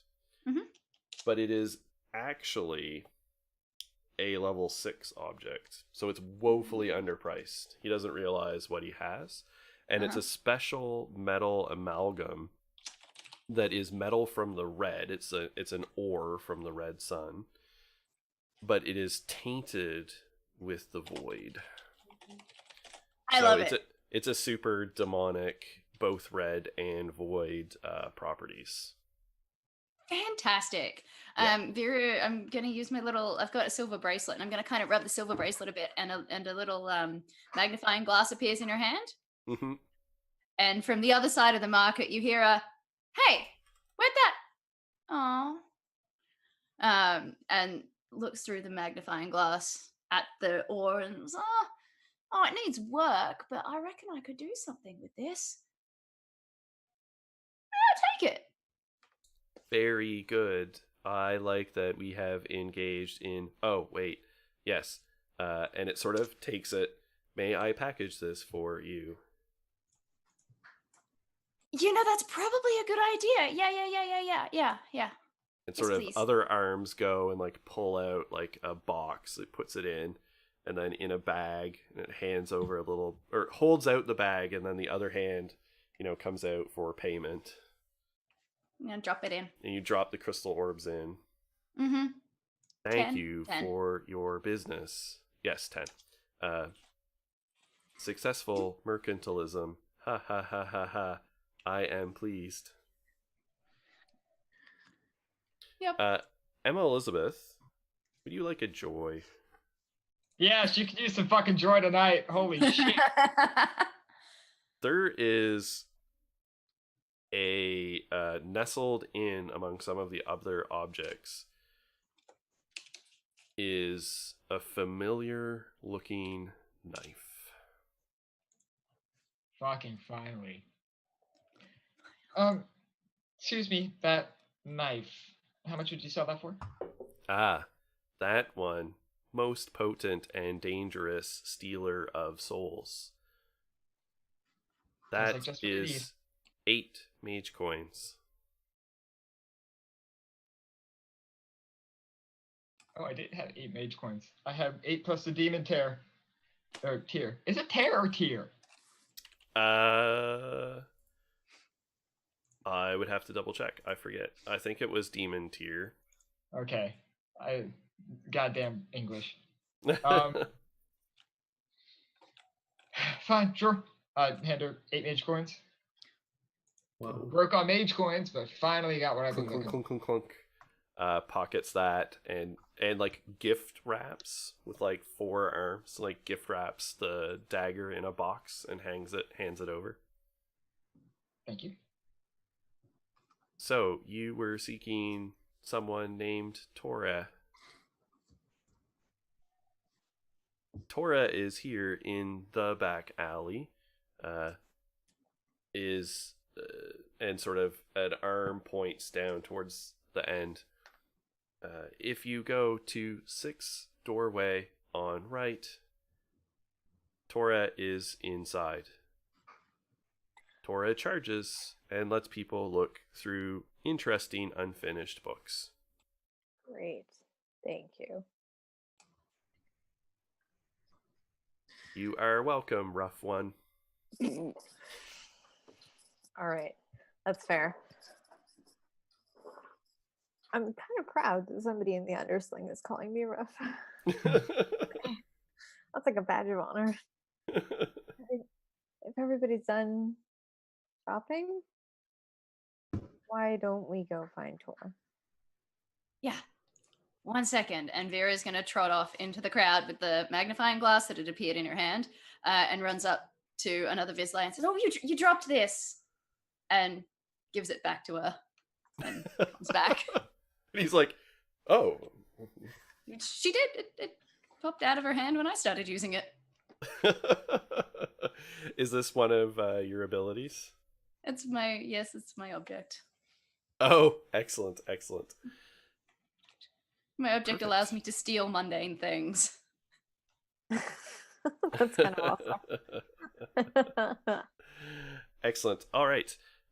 So yes, we are at a good time where I think we'll take a momentary break to be human and do all of those things, and we'll be back in about 5 or 10 minutes, folks. See you in a few.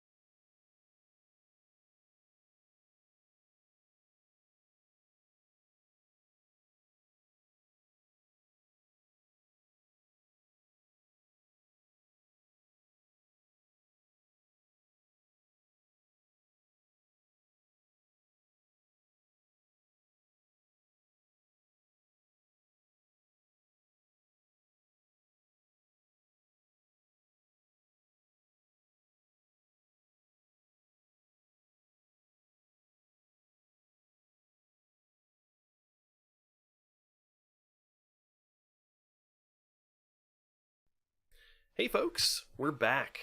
Thanks for sticking around, and we're gonna dive right back on in as these folks continue their search for Torah and the Library of the Undone here in the back alley.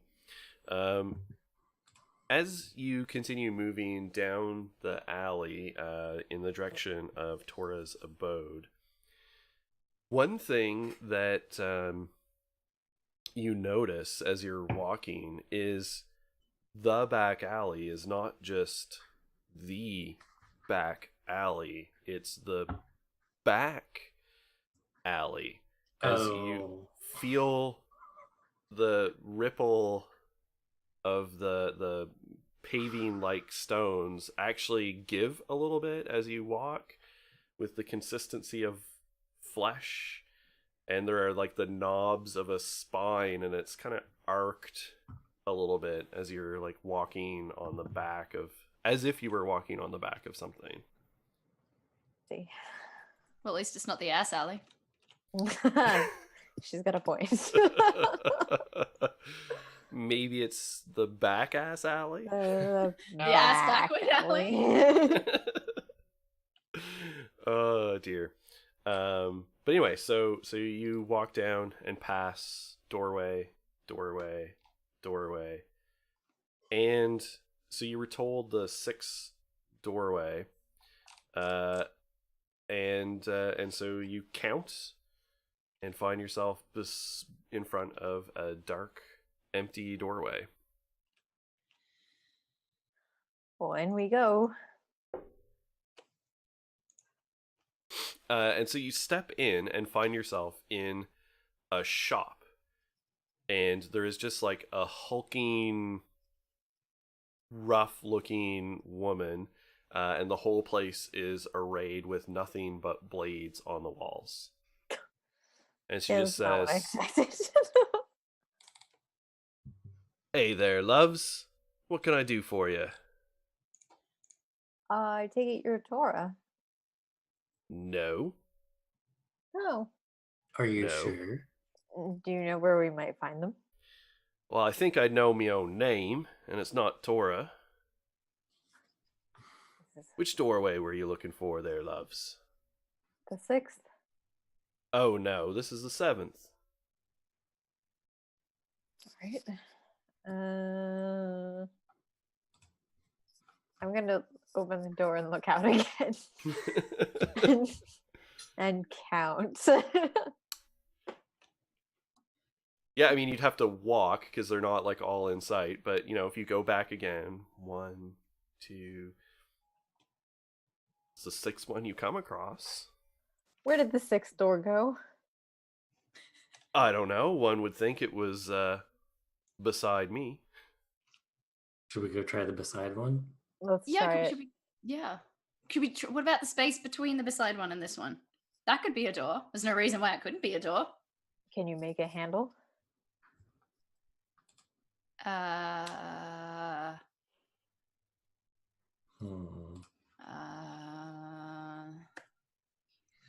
No, but if we think it might be a door, I think I've got something else. All right. But I mean, maybe we should try the 6th door first before mean we the- try for 6.5. 5th door? Yes. We'll try the 5th door first. Now, the 5th door, or the one just before the one The you one entered? just before. Yeah. So the one you think is the 5th door. The 5th door. Yeah. Yeah. And so you poke into that, and there is like 3 or 4 of these like tall insect hooded individuals, and they all just like their heads all pivot over, and they're all doing the like wearing a painting on their face, and they're all paintings of like children playing. And they just say, "Hello, welcome. What can we do for business?" None of you are Torah. No, sadly, not this one. What door are you looking for? Sixth. The sixth. Sixth Oh. door. This is the fifth. Right. Yeah. No. It's yep. All right. Got it. All right, we're going between. Yeah, we're going between. I am. Vera's just gonna immediately I'm just gonna smush my entire face onto the wall between, just see if it tells me it's a door. I guess. All right. Hello. Are you a door? And there's a faint whisper from the wall. Ah.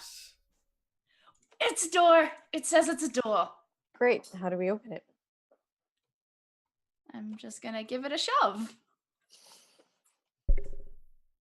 Doesn't seem to want to give. Not like that.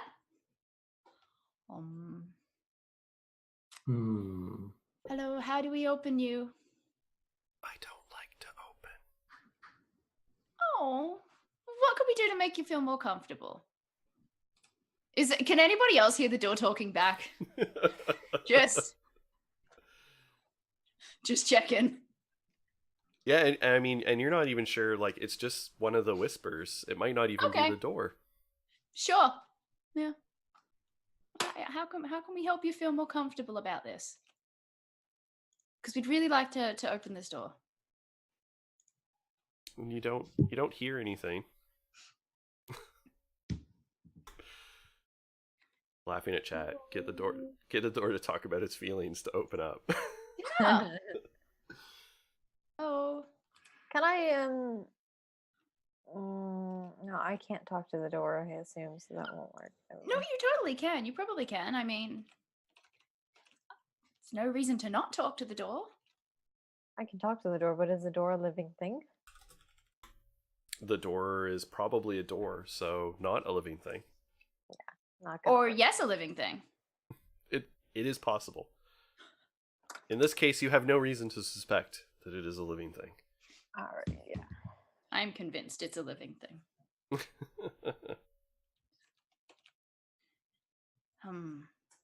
Are there any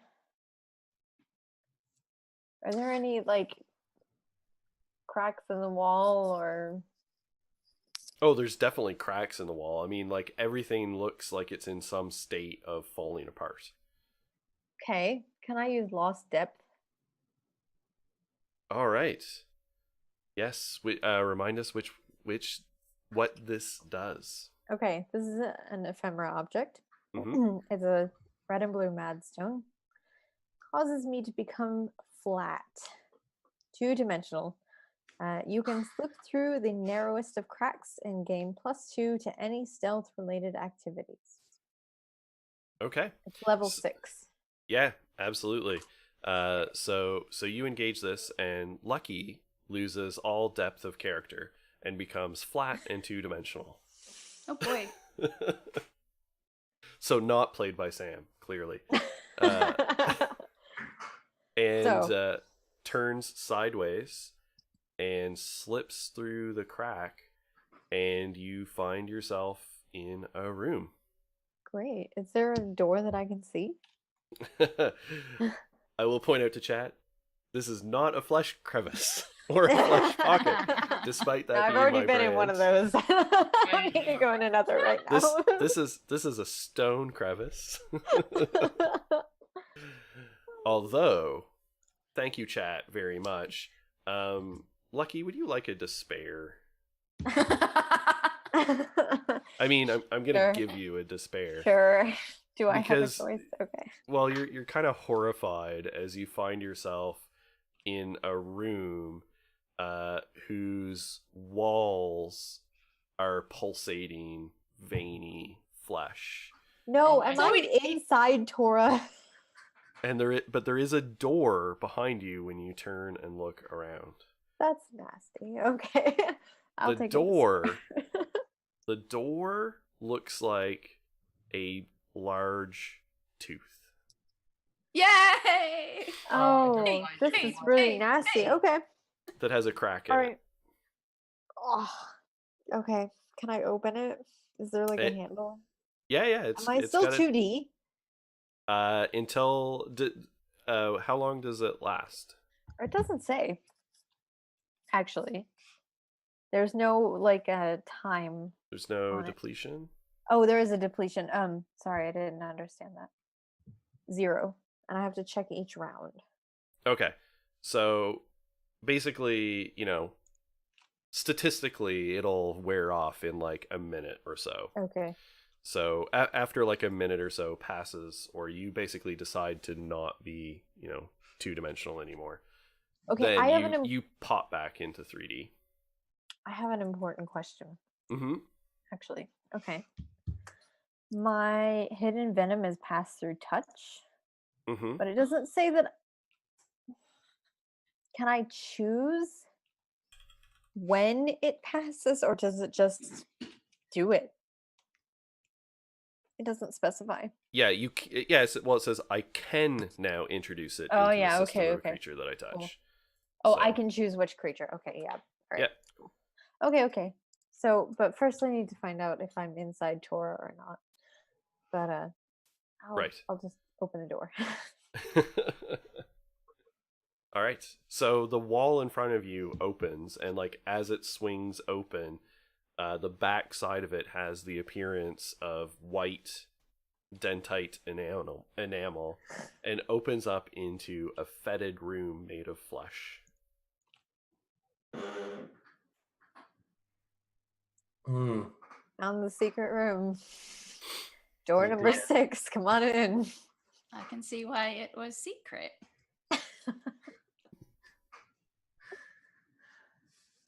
I'll walk in.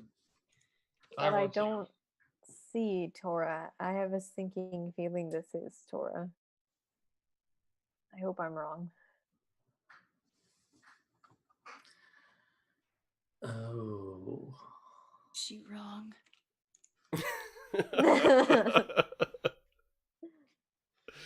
All right. Is he So you wrong? step in, and the door sort of like closes in behind you, and you're kind of just sitting in a room. There's no obvious entrances or exits. Tora, is this you? You don't hear anything. Hmm. No All books? right. They said he was here.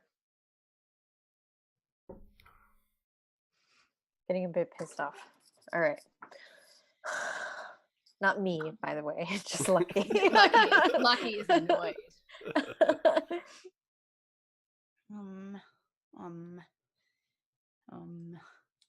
Hey, chat put you in this predicament. That's true. The fans demanded a flesh pocket, and a flesh to pocket I have given them. Where is this bastard? Can I try and use my ephemera on the room? Oh, So- Dan. Oh, sorry. Yes. No, we already talked about it. Sorry. I was thinking about the Sooth card. Go ahead, Alice. Oh yes, we should, by the way, Yeah. Yeah. play another Sooth card.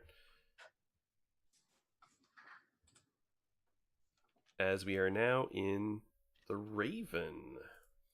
The Raven is the companion of secrets. Yay. So for those of you, so the companion duplicates the previous card. All right. Which was the Mysterious rune, I think. Mysterious rune. So red magic is still more powerful. Blue is less. And the Raven, both positive and negative. Secrets, sees everything, tells nothing. Indicates that someone's watching, jealous, usually someone unexpected. That's interesting. So my ephemera says a close person's eyes disappear and one of them reappears on the tip of their tongue. And I want to try and use it on the room because I imagine that we're in their mouth. Mm-hmm. If I mean, a there's a big here. tooth. Yeah. Yep. Uh. Okay. So you use this ephemera. What's the level of the ephemera? It's level 2. Okay. It's not that strong. Okay. So, and are you going to? Yeah. Okay. So you use the ephemera. It vanishes from your mind, and part of the room curls up, revealing that it, like, the floor was a tongue, and it sort of pops over towards you, and an eyeball appears looking around on the tongue, and then the room opens up as someone screams in terror, and all of you are expectorated outwards and then tumble onto the floor and are now staring up at a giant man who has one eye is just a black void, one is looking, and then the tongue. Are we like at his feet or? Yeah, and you tumble down, and actually everybody make me withstand roll. Oh boy. Hey, Okay, so what does that involve? I have 1 level in withstand. Yeah, I have so 80 so levels in that shit. you don't know the challenge that you're rolling against, but so you build. It's like anything else, right? You're just going to build your venture. If you have 1 level in withstand, then your venture is starting out at 1. You can spend Bene from your physicality pool. Oh, Okay. Can that's I I'm go? gonna say you're rolling against your target. This will be an open challenge. The challenge is a 6. can I spend some movement to try and like roll? For a withstand, it is specifically physicality. Well, I'm gonna spend a physicality. AKA, I'm going to spend the physicality because I got one of those. All right. Nope, that disappeared. Okay. I got a Alright. 6 total. Okay, so that's a success. Lucky. So, Okay, I let's will- go to let's go to the cliffhanger, folks. Emma Elizabeth, what did you roll? I rolled a 1. Oh Excellent. no. You take 2 injuries. Jesus Christ. So 1 more injury is a wound, right? One Yeah. more injury becomes a wound. Well, it becomes death, doesn't Yeah. it? yeah. Can my Yeah. object of power help Oh. out with that? Yeah, she's still wearing it. How much armor does that give her? It gives 1, and Okay, then it so has a depletion of 0 to 4. okay, so it reduces it, so you only take 1 injury, not 2, because your armor subtracts off. Right. And roll a d10. Me? Yes. Okay. Well, twice today. 1 with a. Oh no, never mind. This is 0, so that's gone. Yeah. Jesus fucking So- Christ. See, so you hit, and it basically, like, the shield, like, then sputters out. I'm gonna look to Emma Elizabeth as I see it sputter out and be like, I guess the kind words weren't meant for chicken lips over there. Oh, poor Emma Elizabeth. Not having a good night. I'm perhaps the only one who feels bad for her. You are. Vera does because Vera's new and doesn't know anybody. And you're all wonderful, and Vera thinks you're all very lovely. She's never had friends before. Oh, We're not good friends. I'm sorry. because she found the wrong people. I rolled a 7, so plus my Okay, you're good. physicality, I'm good. All right, Okay. and Lucky.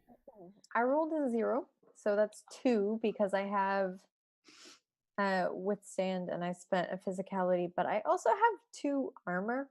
Yeah, so you're not successful on your withstand, but your armor absorbs the blow. Cool. Okay. Yeah. Nice. So you Thanks, hit, Battle like, the Jacket. wind gets knocked out of you. Yeah. Yeah, that's all right then. Okay.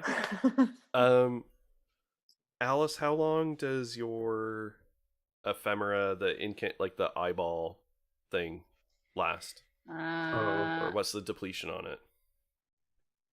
I don't think I wrote it down. I think it was like check every round. Okay. So basically after a minute or so, then sort of the eyeball disappears and, like, reappears in his eye socket. I am How sorry did that we you- did that. Here I thought I had a really good hiding spot. Why would you need That- to hide? Look, people are always looking to steal me books, and I ain't having Oh, any of right. that. Right, of course. So Well, I wanted to take a little breather, have a little rest, in comfort. Door number 6. Hit it. Absolutely. Yeah. Well, we're just here to browse. And can I like pat his leg reassuringly or something? And you're like this tiny little. Yeah, right. He's giant. He like pats you on the head. Yeah, good. Okay, great. Look. I So- mean, it's look. It is the first time that I have had 4 people in my mouth. That is true. And the whole eyeball on my tongue thing, a new experience for me. Not gonna lie, that's a little strange. And seeing the inside of my own mouth like that, a little horrifying. So Absolutely, I totally. guess while you're understandable. here, sure. Now I don't let people browse. The rule of the Unfounded Library is you ask me for a book, I will let you look at the book for a while, and then the book goes away. Absolutely. So while I pat him, I Uh-huh. would like to transfer my Sisk to him Okay. using hidden venom, and that means it says within 15 minutes. It doesn't say how fast. Okay. It says within 15 minutes, he will fall asleep for 1 hour. Okay. All right.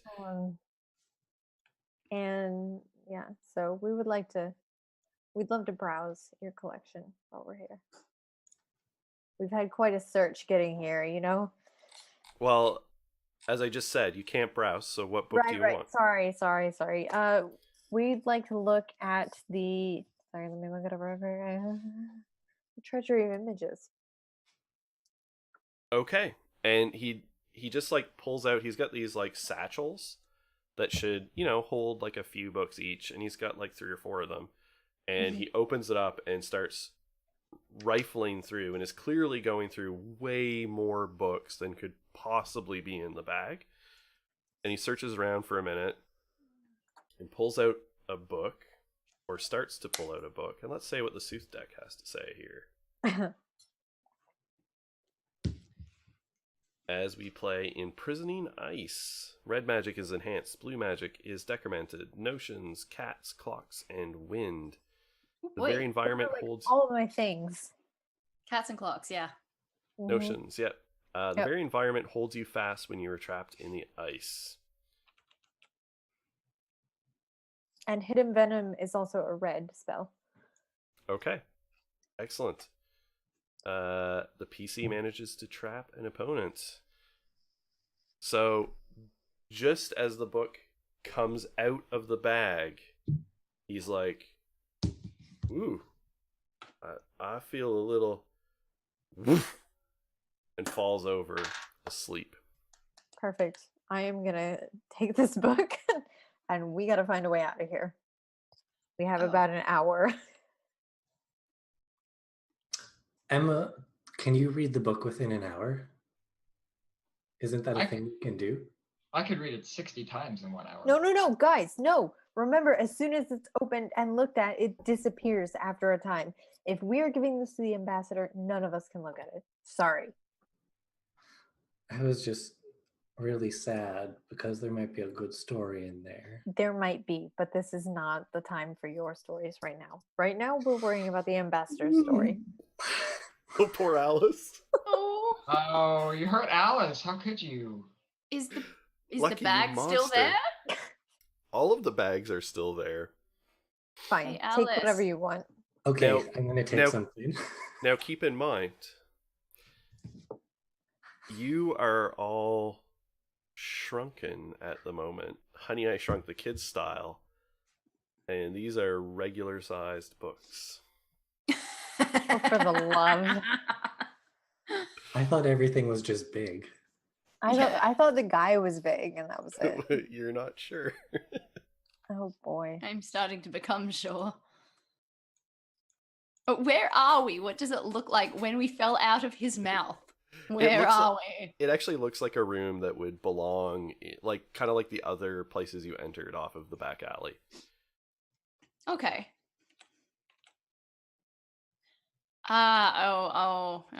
Yeah, okay. No, I'm starting to follow what he did now. He shrank the door down and put it in his mouth. Yeah, right. Okay. Nope, that's. Uh-huh. And when you passed through the door, you shrunk to fit. What if we go back the other way? Just get back in his mouth. Can we open his mouth? He's Well, really it's big. probably like hanging open because Yeah. Oh, good. Okay, well, great. Let's try that then. Why not? But we've got this giant book. yeah, the book won't fit in his mouth. Alice, how much can your hair hold? It can hold a lot of things, but this is, I think, beyond the scope of this magnificent hair. But we should Oh! be able to go in and come out, though, right? Oh, I've got an idea. Sure. The teeth of their teeth frightens us the most. Oh God. Excellent, more teeth. Sorry. Let's get some more teeth up in here.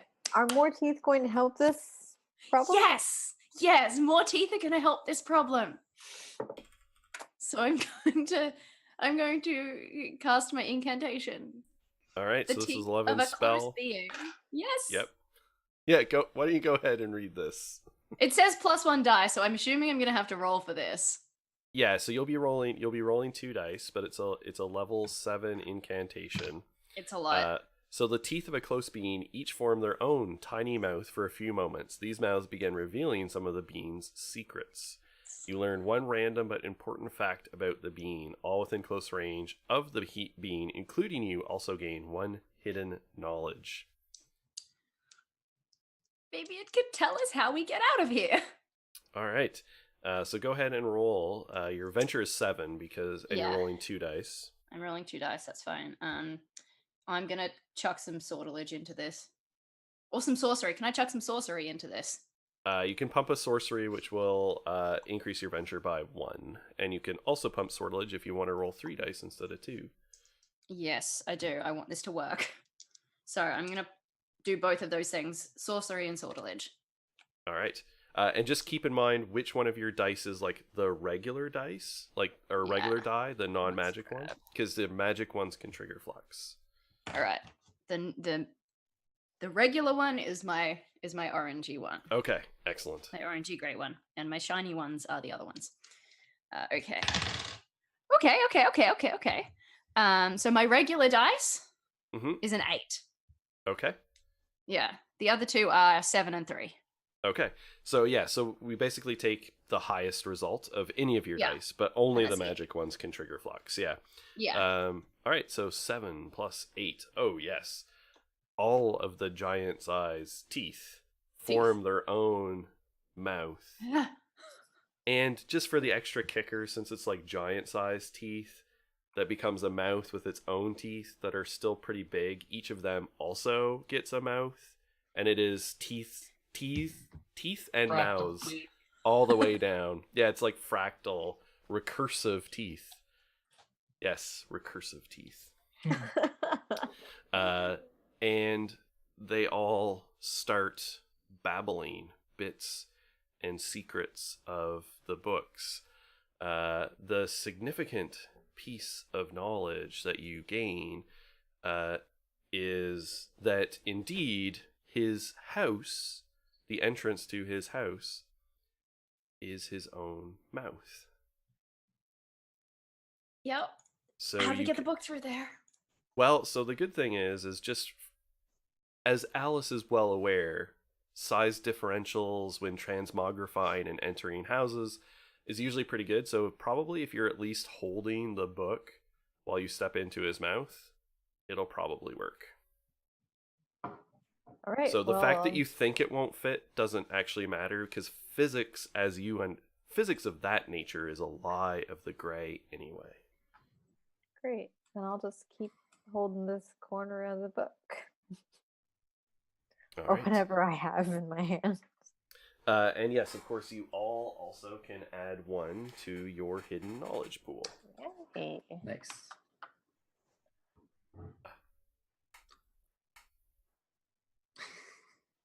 Let's get out of here while he is still asleep.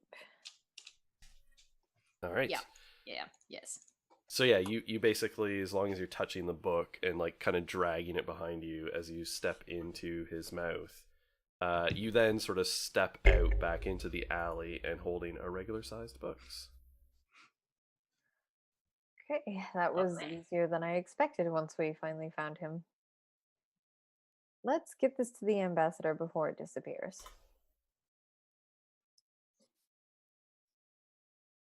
I think we can do that. And so, where is once we step out? Like, do we see him? The ambassador? If you No, step but, out, no, Cora. no, it'll look like the door. Are we back in the alleyway? If you step, you'll sort of imagine his mouth is an airlock. Is there any? I'm trying to think. Is there any part of him where I can touch him but be outside, on the outside of him? Is that any way feasible? Well, so if you sort of step out into the alley and you're reaching your hand, it would still be in his mouth. Let me read the text of the ability. See if it's I have to touch it or just be close enough to touch.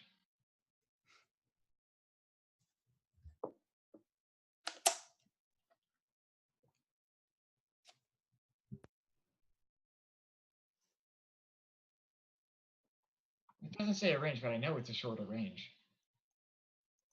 Hold on, let me open up the actual PDF. I'm sorry, I'm taking up time. But while you're looking at that, everyone else can be talking in the alley as Emma Elizabeth is sort of like coming out. I hope the ambassador is still at DEFCON. Is it still going? Do you know, Vera? I think Like, it's still how- going. Is it still going? I think it's still going. How late does this thing run? Okay, great. Who knows? Although- Maybe he'll buy an earring. Oh, those Yeah. true crime aficionados and serial killers like to party. Oh yeah. Oh, is there like an after party? Oh my Like God, DEFCON yes. after party. Yeah, it is. It is Okay. good. It is a good after party. So it is a nearby being. Would he be considered nearby if I'm standing outside with the door open? Yeah, absolutely. As long as you're sort of like, yeah, nearby is like within a few meters. So All right, I'm going to use my Forte ability and put him in the birdcage. Okay. Yep. So the door sort of disappears and everything inverts as he is pulled inside out through his own mouth Oof. and then like goes right. So imagine if you were open and you could reach down through yourself to the inside of your feet and then pull yourself through yourself. Right? That's what happens. Yeah. So Yeah. he's inside out and but then he like reverts as he is like sucked through his own mouth and then into your cage. And I'm assuming you probably don't want him to be visible. Yeah, no, he's invisible, but the cage is visible. Yeah. I mean, everyone would see him like initially get sucked into the cage and like temporarily be like, actually he's asleep. So he's just Asleep, curled so up, yeah. he's curled up asleep at the bottom of the cage and then he turns invisible. All right. Nate. Was he really I your like you adversary, guys. Emma? He's a means to an end.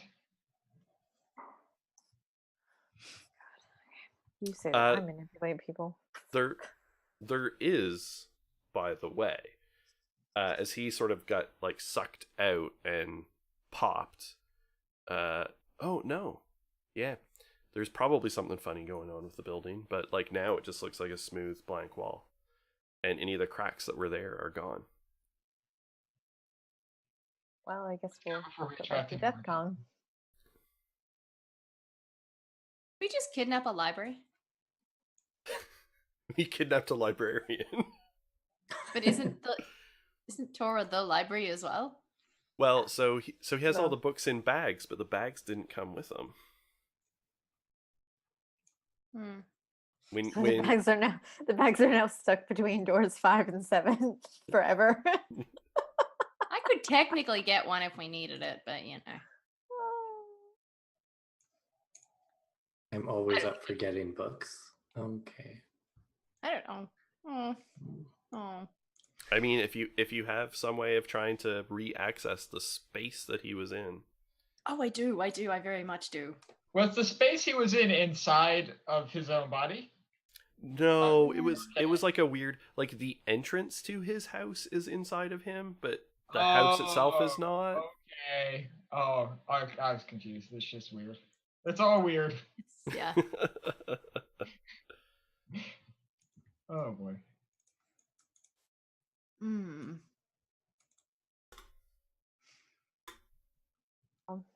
Okay. How do we head back to DEF CON? Yeah. Guess we just head back the way we came. We Yeah. can Yeah. try. I mean, you're pretty sure you can just leave the alley. It's one of those things that finding it is harder than getting there is harder than leaving. Got it. All right. Well, if we can make our way back to DEF CON successfully, hopefully we can find the ambassador. Absolutely. Let's go Or ahead. he'll find me, more likely. Let's go ahead and play another Sooth card here. Hmm. The Forgotten Prisoner. This is the Apprentice of Mysteries. So the Apprentice, anyone who is mysteries, your adventures are at -1. Injustice, bad fortune, memory loss, or something lost. The Forgotten Prisoner most likely indicates someone has forgotten something vital, but it can also presage some coming injustice or just simply a bit of bad luck. All right. I'm tempted to ignore that, but I'm also tempted to like roll with the bad luck because I'm really curious as to what it is.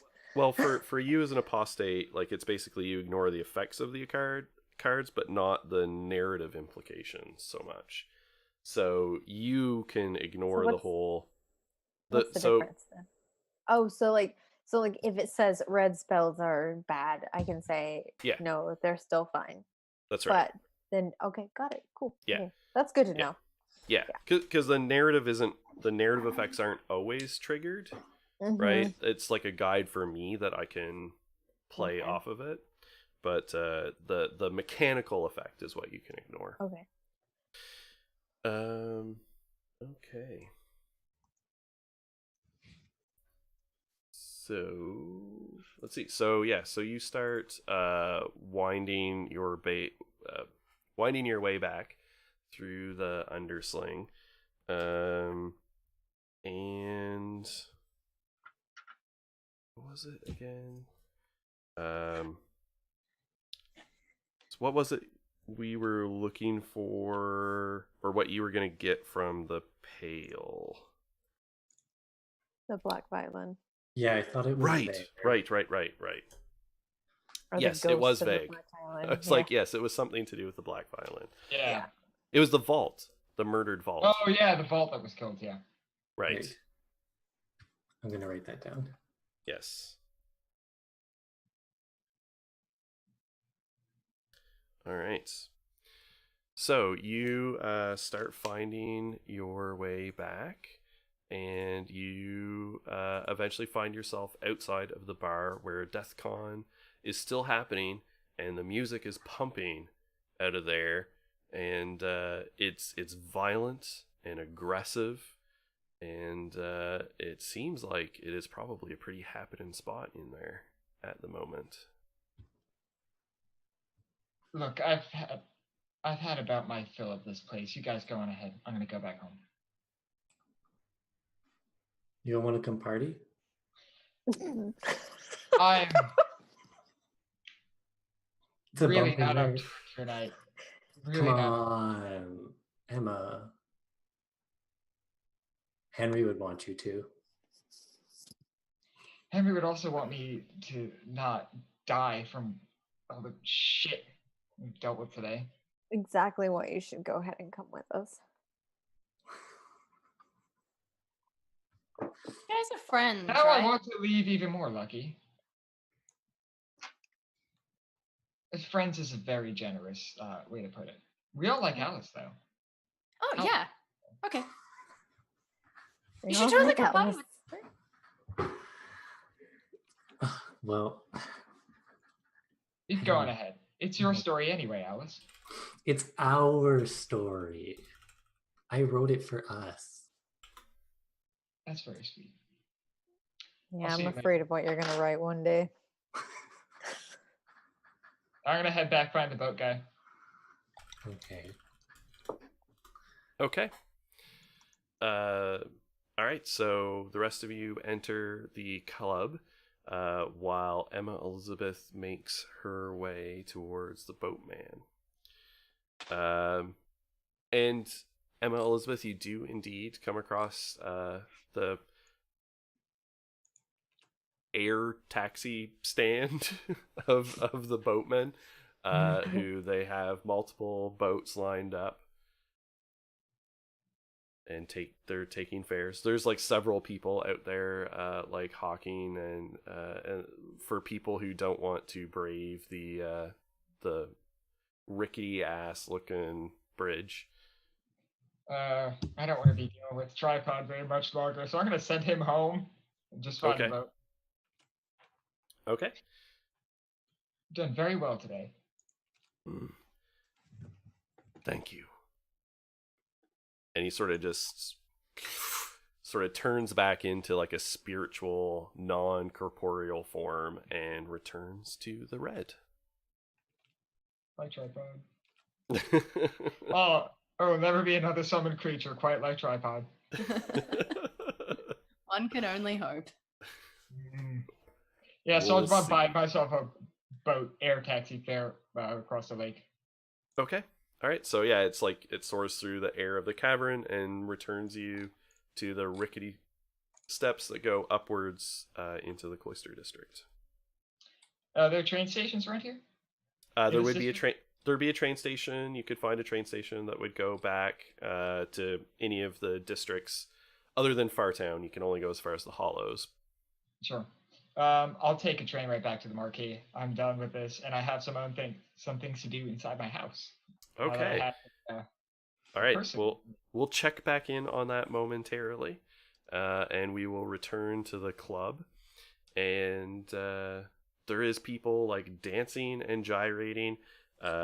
You're pretty sure that you see Fiora Judge dancing with a rather rough-looking individual. A lot of scars. I don't know if this is really the ambassador's theme, but could be wrong.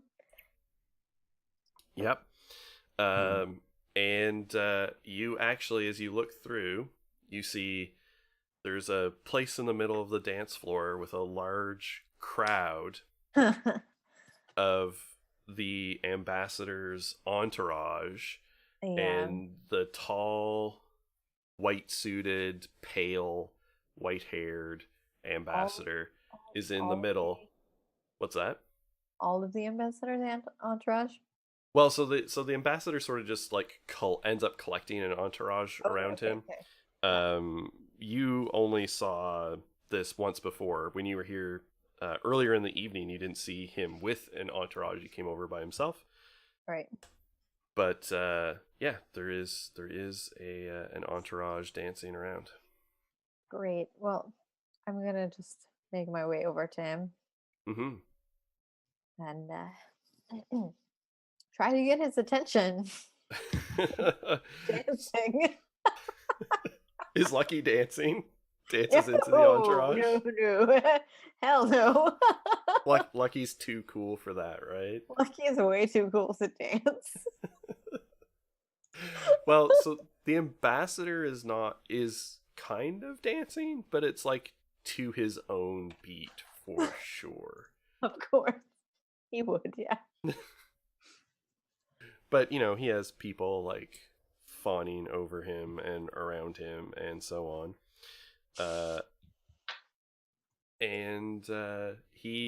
But you do eventually get his attention, and he sort of like, waves you over to the bar and pays for a couple of drinks. Ah, well, Lucky, isn't it good to see your face back It so always is. soon?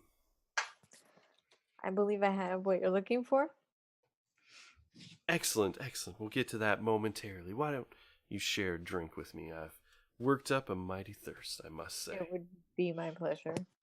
Where are your lovely friends? I'll wave over Alice and Vera. There is always a little bit of a mix when it comes to your entourage. It's a mini one, not quite like mine, but people do come and they go, don't they? They do, yeah. Oh, this one's new. And he's quite tall. He's like, close. no. He's like 6 feet something, and like quite thin, almost skeletal, but not quite. And but he holds out a hand. Why, pleased to meet you. I'm the ambassador. Vera sticks her hand up because she's not even 5 feet tall. And he shakes it. Gentle It's shake. It's a pleasure to meet you. And what's your name? Vera. Ah, delightful. And what do you do, Vera? Are you also a Vizsla? Yes. Excellent. Well, please, have a drink on me, bartender. Ooh. Vera has never drunk before. Certainly not. What did he not buy since us? Sleeping Vale. What did he buy you? Something relatively normal. This is sort of the undersling after all. He is mostly drinking a whiskey that is from the Pale. Which is interesting because like the ambassador he really likes the whole like living thing, and really tends to enjoy the pleasures of Saturnine. But this is a particular whiskey that is distilled in the Pale. So it is Deadlands whiskey. Ooh. It's a good name.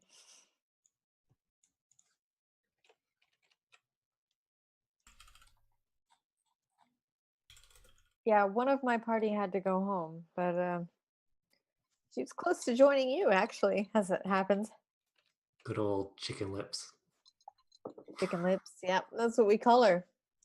You've probably seen her before. Actually, you were at her party, as a matter of fact. Ah, yes. Miss Emma Elizabeth. Right, that's Indeed. where I had the pleasure of meeting you. Indeed. Well, the pleasure was all mine. Pleasure denied, but a pleasure all the same. There are other pleasures to be had. So I believe.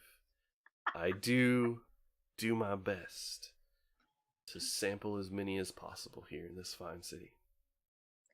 Well, if there's any Sandwiches I look can good. give you. Well, you'll make an old man blush.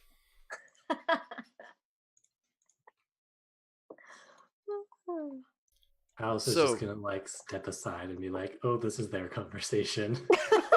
Vera is not stepping aside. Vera is like, yeah. I hear the sandwiches are really good here. I must say I have not eaten in this particular establishment. Oh. Right. How are you enjoying DeathCon? It's good. It's better than last year's.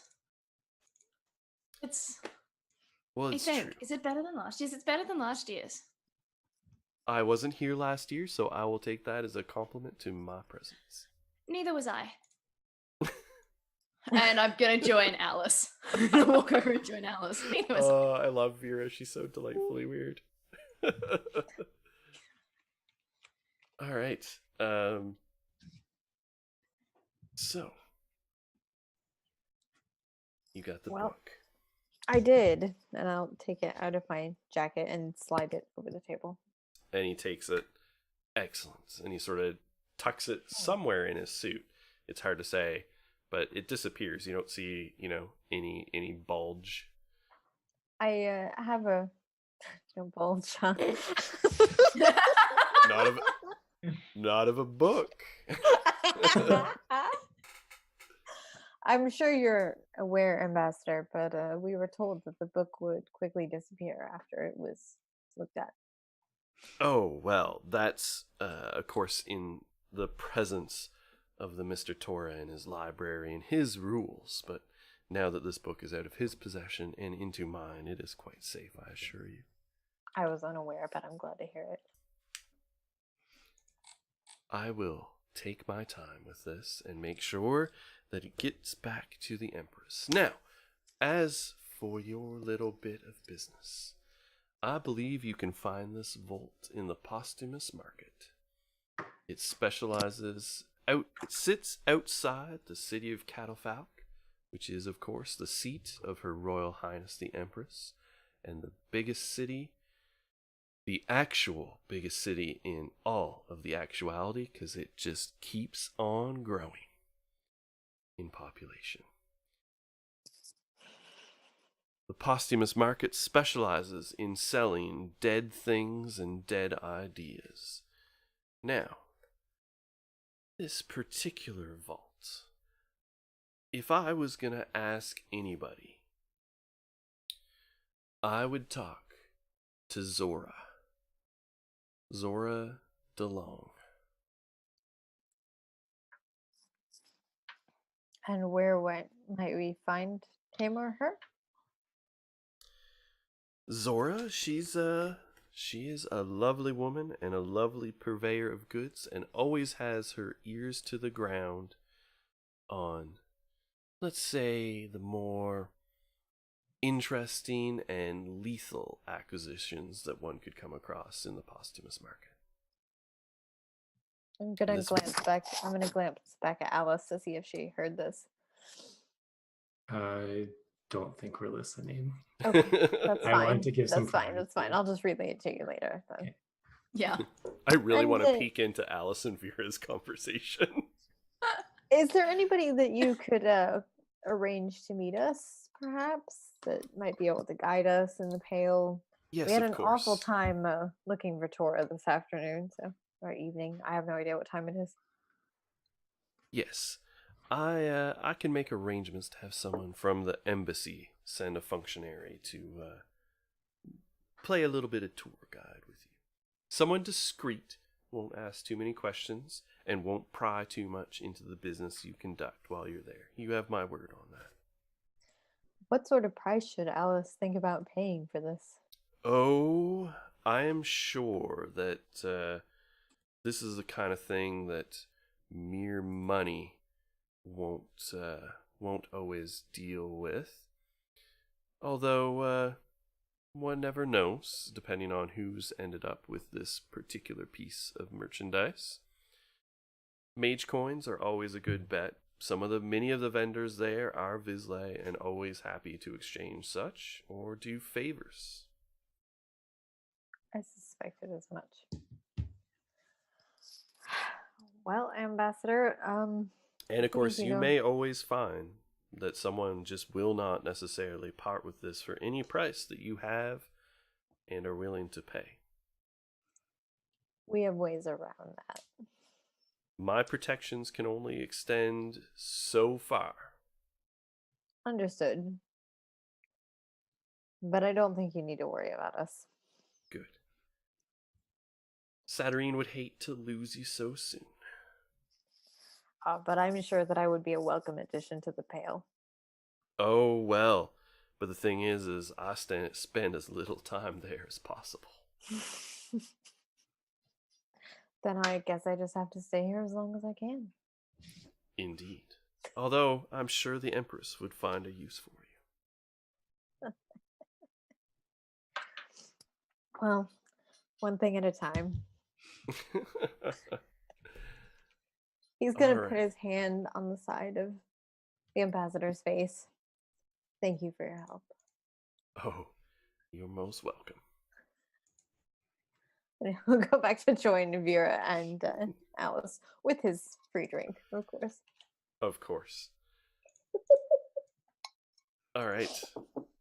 Let's go to Emma Elizabeth. You arrive at Speria. Was there enough time on the train to take an hour rest? Get this fucking on. Yeah, you can use one of your 1 hour rest actions. All right. So you can remove one of your wounds. And can I cast Propitious Swarm to like clean myself up? Because I imagine I'm fucking filthy. Yep, absolutely. Yeah, so I'll get all the spiders to clean myself up. Yep. You spend the sorcery, and the swarm of spiders appears on you and starts fixing and mending your clothes. They're like weaving it back together, and taking away all of the wounds and like cleaning up your face. And they're like eating the bits of skin. Train. Look, when you ask for insects to clean you, this is what happens. I'm sure this is not even the worst thing people have seen this week. No, definitely not. So yeah, I'm gonna go in my house, grab probably like a big bottle of whiskey, bring it along with me, and head upstairs to the out of the way attic room, in which I keep my friend Twilight. Okay. Is she like awake? Is she still in the medallion? I'm not sure. Oh yeah, which- Twilight's in the medallion. Yeah, is she like? Does she have? I'm sorry. Does she have a physical form? Have I seen her physical form, or does she just speak through the medallion? You have not, but you know that like this is like a demon can just shapeshift basically. Okay. It takes a little bit of time. Mm. Depending on the nature of the change, but she's currently inhabiting this form out of choice. Sure. Yeah. Well, Twilight, I did bring you an offering. Ah, delicious. My only question is, would you be more interested in killing him yourself and taking his soul that way, or would you prefer to wait and have me just bring you the soul? Oh no. In order for this exchange to be proper, you have to do the deed and give me the soul. Fair enough. I can't just kill him and take his soul. That's not how this works. Okay, now here's another question. Can I use the assail summoning option to like beat him within an inch of his life and then just take the final hit? If I summon something more powerful than he is? Yeah, absolutely. All right. Well then, just wait right there. I'm going to take 10 minutes, draw myself a protective circle, just in case. And I will summon a level 3 Demon of the Dark. Okay, excellent. And what are you going to use for your colloquy?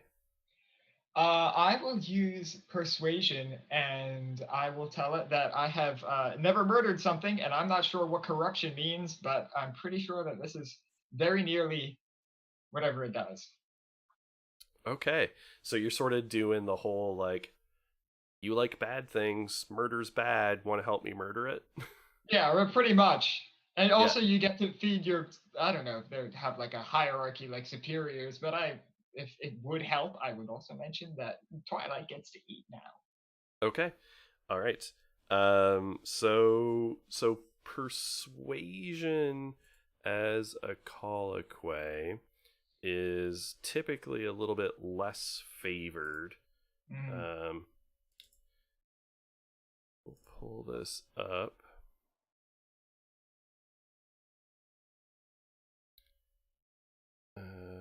Means of colloquy.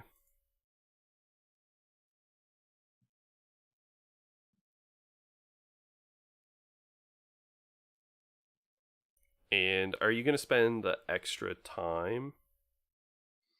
Yeah, I think so. I'm in no rush. Okay. So that'll give you +2 if you spend an extra 3 hours. Mhm. Then you'll get +2 on the Colloquy. Mhm. Okay. So you need to make 3 different persuasion actions. And my target is So the base is the level of the creature, which is 3. I'm gonna Mhm. say that given the bean's nature, I'm gonna increase this by 2. Mhm. Right? Because it's a demon, so persuasion Yeah. that like this is the kind of thing that it likes. It's less susceptible to it. So Okay. your challenge is going to be a 5. And I have +2 to all of those checks because I You took have the extra time, right? no, you have +2. Yes, sorry, you do absolutely. Okay, sure. I'm also gonna put +2 interaction into each check. Okay. Oh, finally a good fucking number. 9. Excellent. All right, so you have 3. You have to succeed on 3. Oh, I'm sorry. Jumped the gun.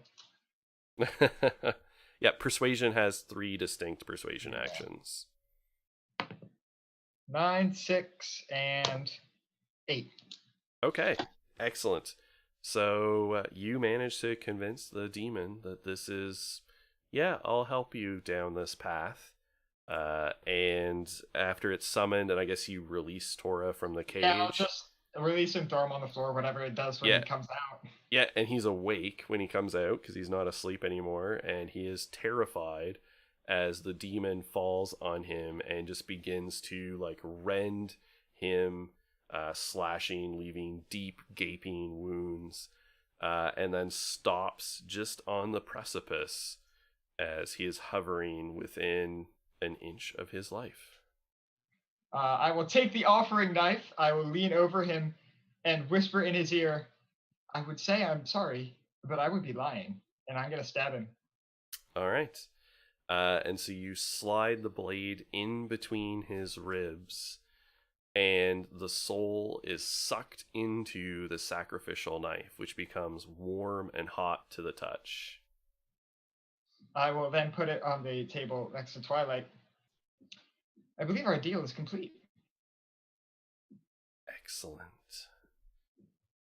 And sort of like puts her hand over your hand holding the knife, and asks you to stab her. Stab Twilight? Mm-hmm. Okay, sure. Well, why not?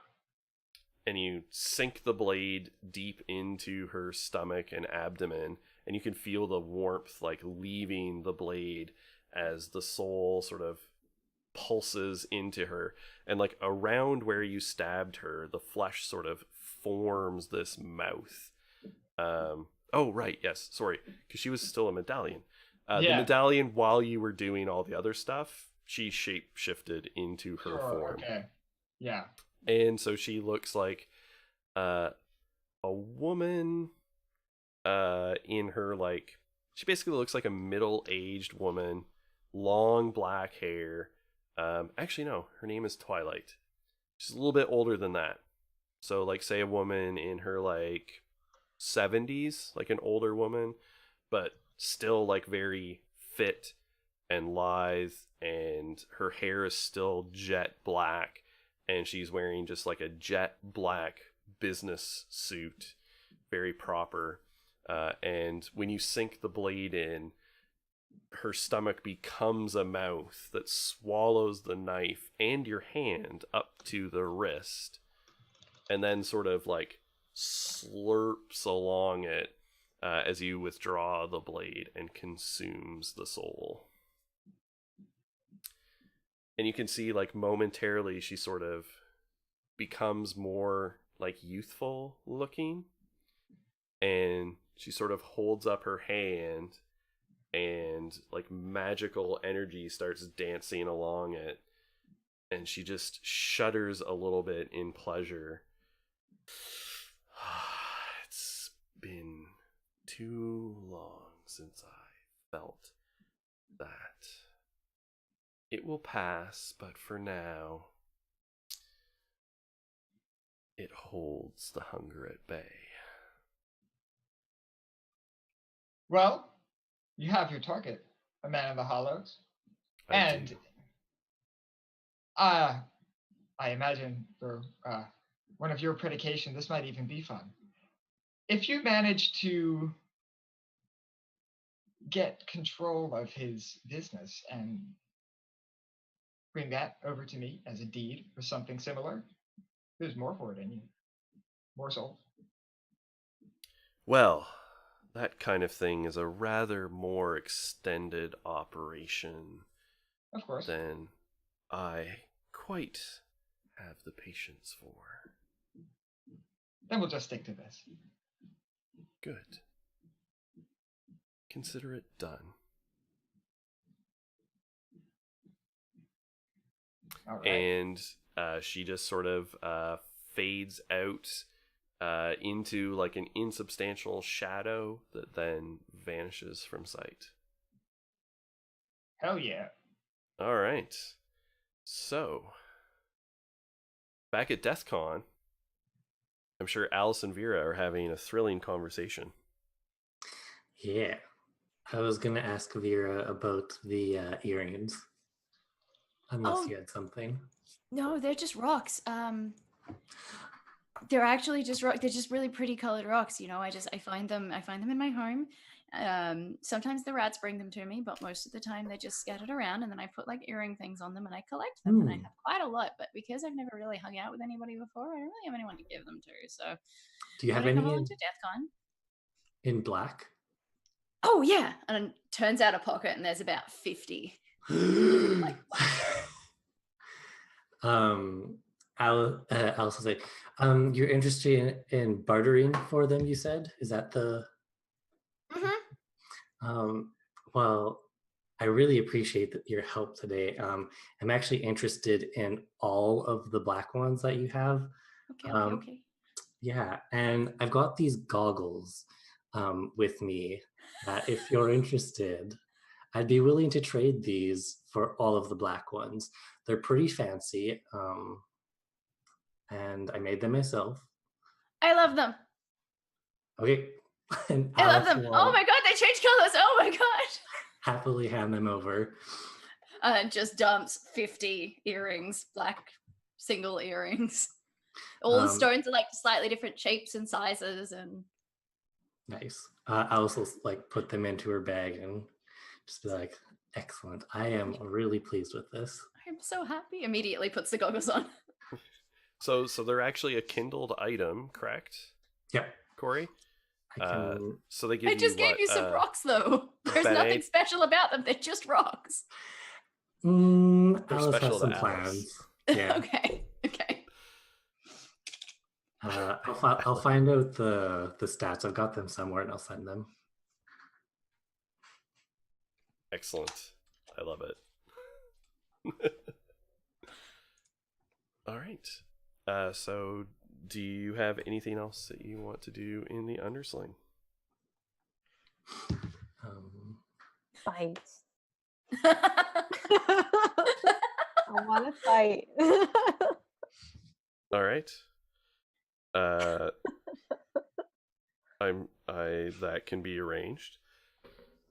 20 minutes, I can fight. there is a whole bunch of the other bars, and many of them have fights going on. So if you wanted to get yourself on the card, I am sure you could. Hell yeah. I'm going to go over and I'm going to get Alice and Vera, and I'm going to be like, ladies, there is one thing I have to do before we leave, and that is punch a motherfucker. So let's go do this. Oh, I'm going to use my one of my object. I've got my crafted object, the Complaint of the Lost. And I'm gonna. Can I pick what I get? So what does it say again? Oh no, a single random non-magical item. No, I can't pick it. So it's completely random. It sounds like it's random. Yeah. Never mind. Never mind. I'm gonna sit on that for a while. Okay. Let me see here.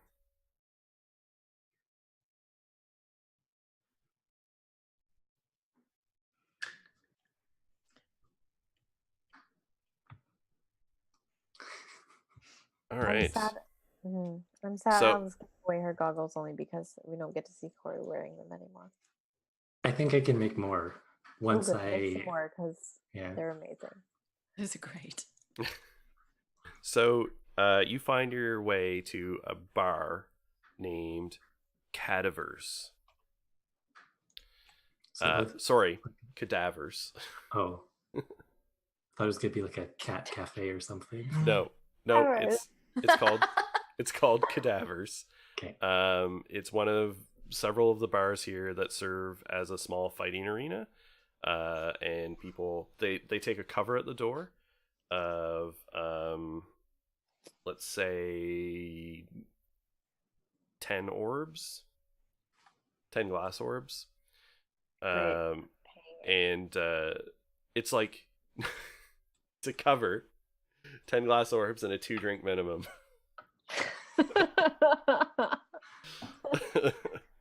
To watch the fights. And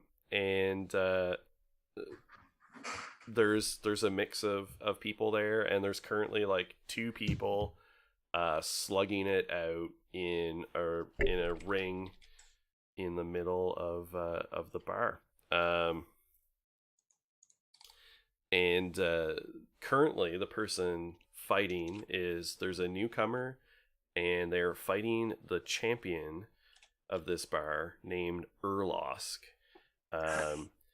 And he's got, the classic post-apocalyptic leather pants on with like big boots, and he's like hulking, barrel-chested, bit of a belly, very hairy.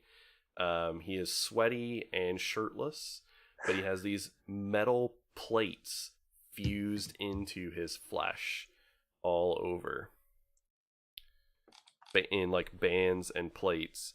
And his hands, where his hands should be, are these large spiked balls. And he's just wailing at the guy. And as you come in, as he just finishes like beating the crap out of this guy. Whatever, I'm doing it. I mean, there's other people too. And No, I mean, want my name on that door, Dan. all right, so if you go searching out for getting on the cards, you're directed to go speak to the owner, who is a man named Bode. Okay, what are the rules, Bode? So he's a slight and pretty soft-spoken man, and he just says, "Oh well, the rules are it's a physical combat." Uh-huh. Is that it? Well, it's the general rules we like to live by in the Undersling. So, it's not really much that we consider cheating. All right. Look, if you're smart And, enough to get an upper hand on somebody, you get an upper hand on them.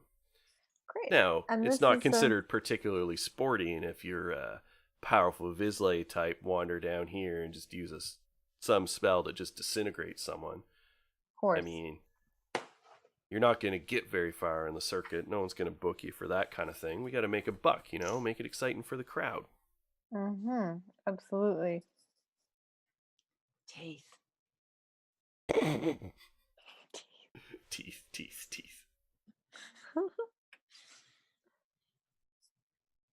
Do you want some Hmm. teeth, Lucky? So you looking to get on the card, huh? Yeah, please. Newcomer? Absolutely. We can slot you in, fight one of the other newbies here, see how you do.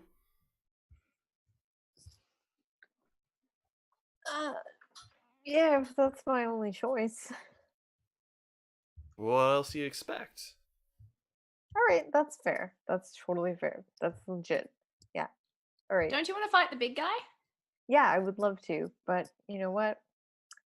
Uh, there are times to respect order. This is Well, you ain't one. putting in much work to convince me of anything here.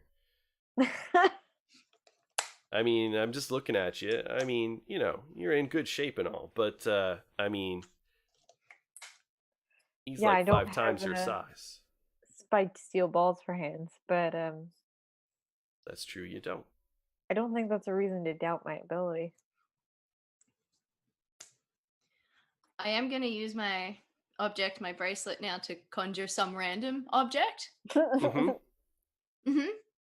All right. What is it? Let's see if the Sooth card gives us any inspiration. Because I have a plan that Well- might give Lucky something interesting that might We've got the help golden. the owner. We've got the golden ship. This is a highly positive card, so I feel like something very good comes to you when you summon this. Well, what I'm actually looking for is I would like to summon something that I can cast a spell on and give to Lucky as an extra weapon. Okay. Spoiler, it involves teeth. Yeah. I think what comes to you. Oh, absolutely. What comes to you is this large golden gauntlet that is Jesus like, Christ. which is bigger than like Lucky's hand, like arm. So he can put his hand in and it fits comfortably, but it's this like massive smashing glove. Cool. And it probably looks For somebody- ridiculous. Yeah, it But looks somebody like was using that. yeah, Let's someone just- someone was Yeah. using it, and it's liberally spattered with blood. Ah, and then I'm going to cast Dentata on it. Okay. And I'm going to Eh. give it teeth. A close inanimate object of my choosing forms a mouth filled with teeth and bites anyone, not me, that comes close to it. If someone is touching it or tries to touch it, the bite attack automatically succeeds. So if you punch someone with this gauntlet, Would that attack Lucky as well? Because does it say anybody? Well, I'm With wearing it, hands so I in it and assume the I can teeth. control the direction. Okay, sure. yeah. And so like where the knuckles would be when you clench it, there is now a large mouth there that is like snapping and snarling, and you can feel it like trying to. Lucky's like. teeth. Thank you so much, Vera. I think All right, you know what? This is entertaining. So you want to fight the big guy? You can fight the big guy. great. Give me the big guy. All right, Urlask, we got another one here for you. I don't know, something with teeth. And Can Alistair, using her entertain ability, to whisper the narrative of this fight going well for Lucky? absolutely. Okay, she's gonna start doing that. Yes, so amazing. Alice starts doing play-by-play that doesn't necessarily Yes. match up with the events that are actually happening because it's always in Lucky's favor. Yep. All right. So you can spend any relevant sorcery that you need to spend for that to Yeah. get it going and keep it active. Yep. All right, and Lucky, you are shown into the ring. There's sand on the Great. ground, and this Great. hulking brute covered in sweat and blood. I mean, he's basically like you've watched Thunderdome, right? I haven't. Oh, have you ever seen Master Blaster? No. No. Okay, you're gonna have to No. look this up later. People in chat I'm are gonna just know what I I'm mean. just picturing like a He-Man. There's just or this big something. hulking guy, and he like smashes together his spiked metal ball hands. Yeah. Okay.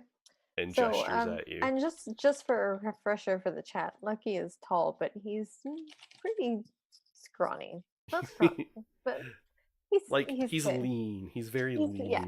He's lean. He doesn't. He- Yeah. He's It right probably on looks- that cusp between like thin but muscled and like, Uh-huh. oh god, what disease do you have and are you going to die? Yeah. Yeah. Exactly that. Yeah. Exactly that cusp. Yeah. All right.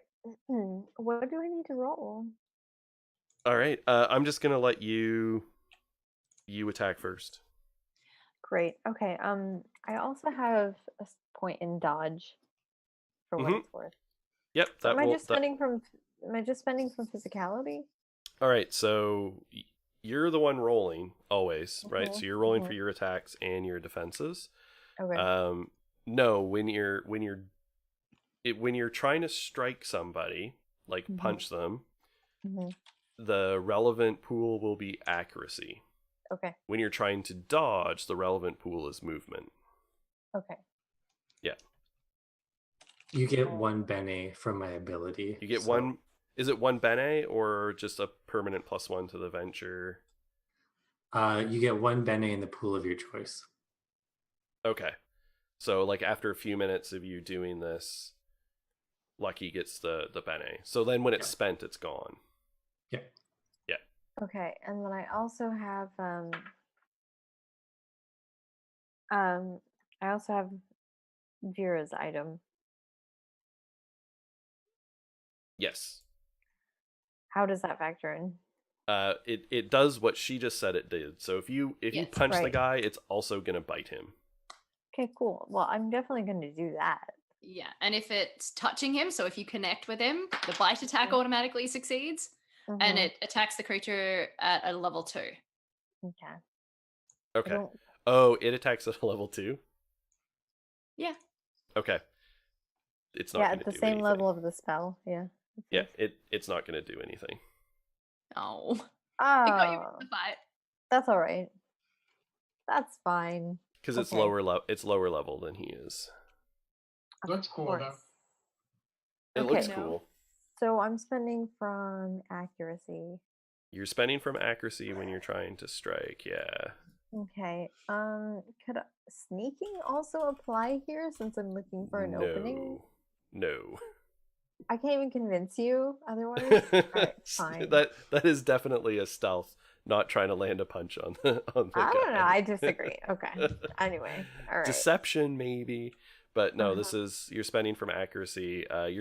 Your skills would be. I am going to say though that this glove is a weapon, right? Okay. So Yeah. I'm gonna say this is a level. I'm gonna say it's a level 3 weapon, and it's medium. So you always add the level of the weapon to your venture. Okay. So you'll be adding 3 to your venture just because you're using a level 3 item.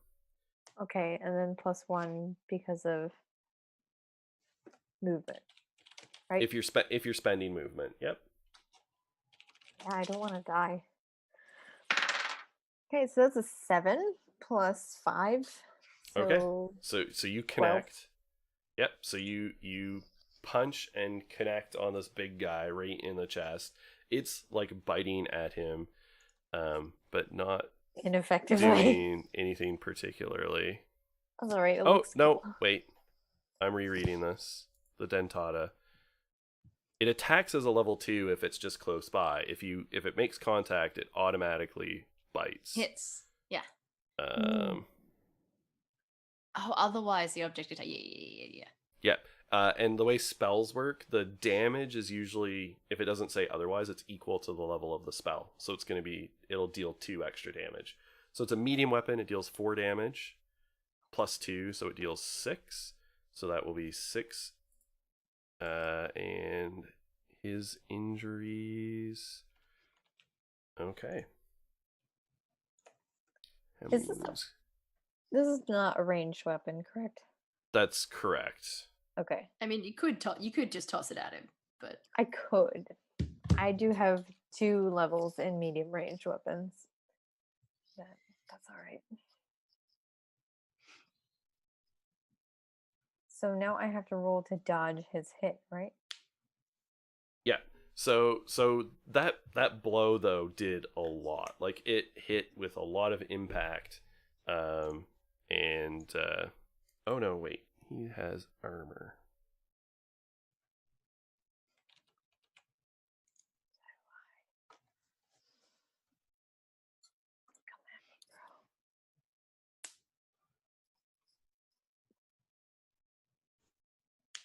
Oh no, yeah, so it reduces by 1. Okay.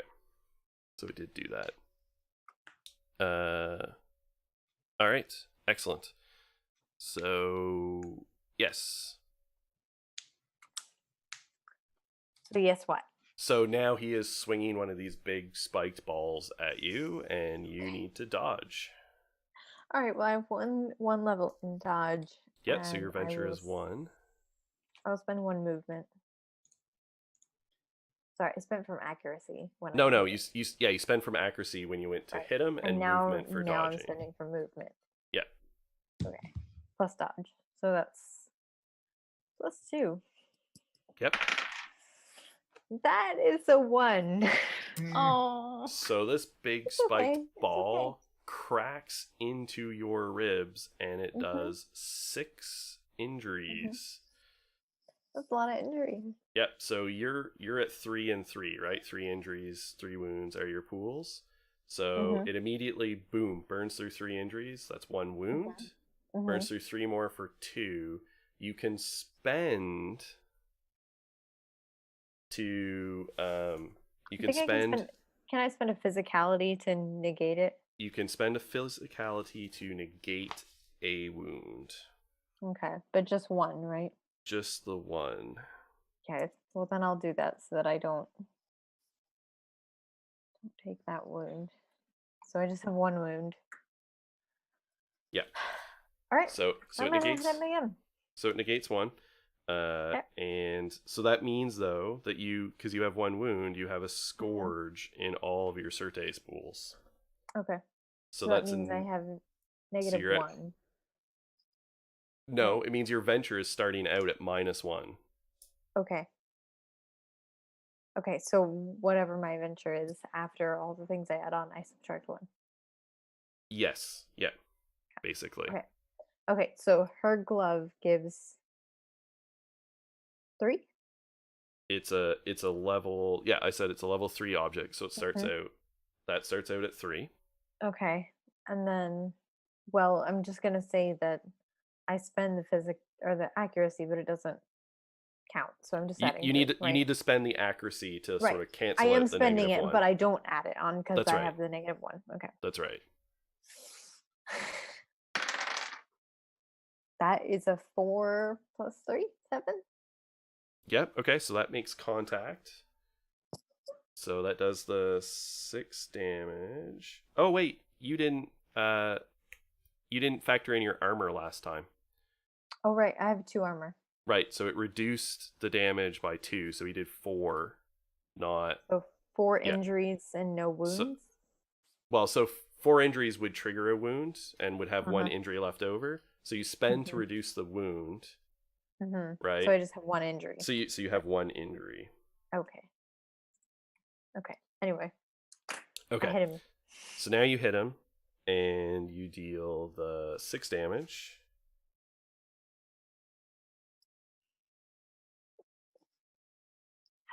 But his armor reduces it, and okay, so it does some additional injuries to him. But he's still looking in way better shape than you are.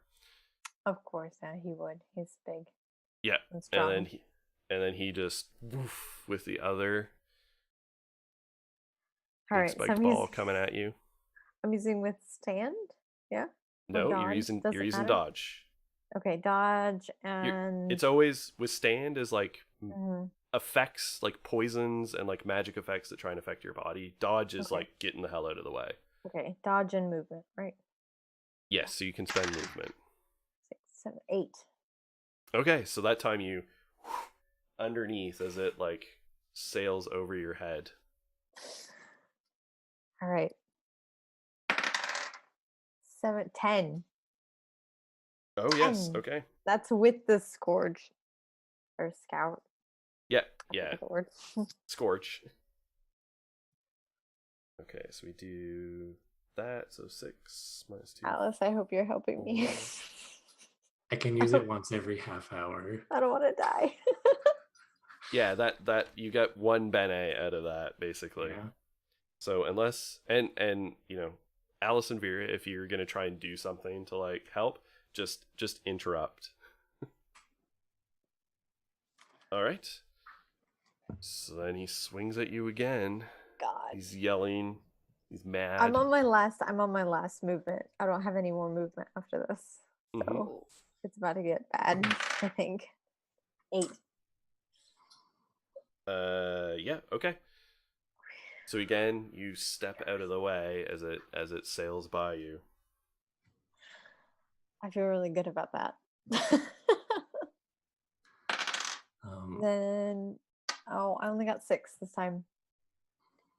Is that after factoring in your -1? Yes. Okay, so that actually connects. Oh, nice. Phew. So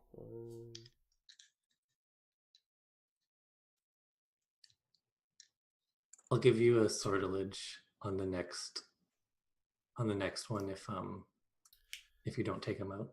so with this one, as you like connect in and it's like chewing and like blood is flying and like spraying in your face, he yields.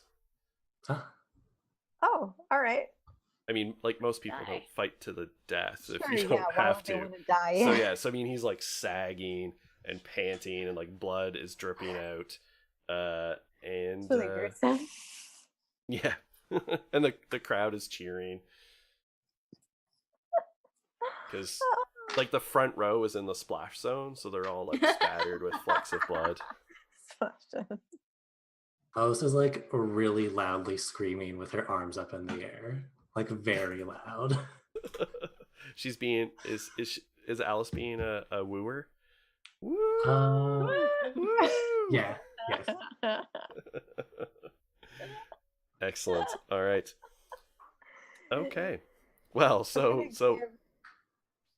I'm gonna give Vera her glove back. I'm gonna gently pet it because it's not hostile to me. You can keep this. Yeah. Yeah. and it eventually just goes back to its owner, right? Yeah. The teeth will eventually disappear and the glove will eventually go back to its owner. I love that your ability is just to like steal shit. Although it might happen in the other order, I don't know. It might go back to them and then the teeth disappear. So I didn't really think that through. Why is this happening? Oh dear. Excellent.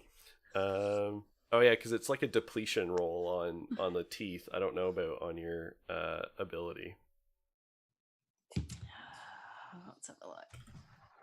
It is 0. Check for each round. Check with each use. Yep. And for Dentata, it's 0 to 1. Check each round. So Statistically, it's slightly more likely that the teeth would disappear first. I mean, I can roll for it, and we can find out if somebody gets their glove back with teeth. With teeth. or how would the owner getting it back with teeth affect Vera? Would she be happy about that? Would it make her a little upset? I'm not sure it'd register unless somebody told her. Unless the whispers were like, just so you know. Just so you know. Okay. But I just don't think it would occur to her. Most things that enter into Vera's consciousness have been taken there by the whispers. Like, she doesn't think really about things. She's She like just an kind of automaton. Does. Yeah, she kind of just does things. Okay, so definitely the glove vanishes with the teeth still attached. Okay. And yes, thank you, Smokebeard in chat. Somewhere at the back of the bar you hear screaming. Wonder what that could be. And yeah, the whispers are like, just so you know. Huh. Uh-huh. Oh.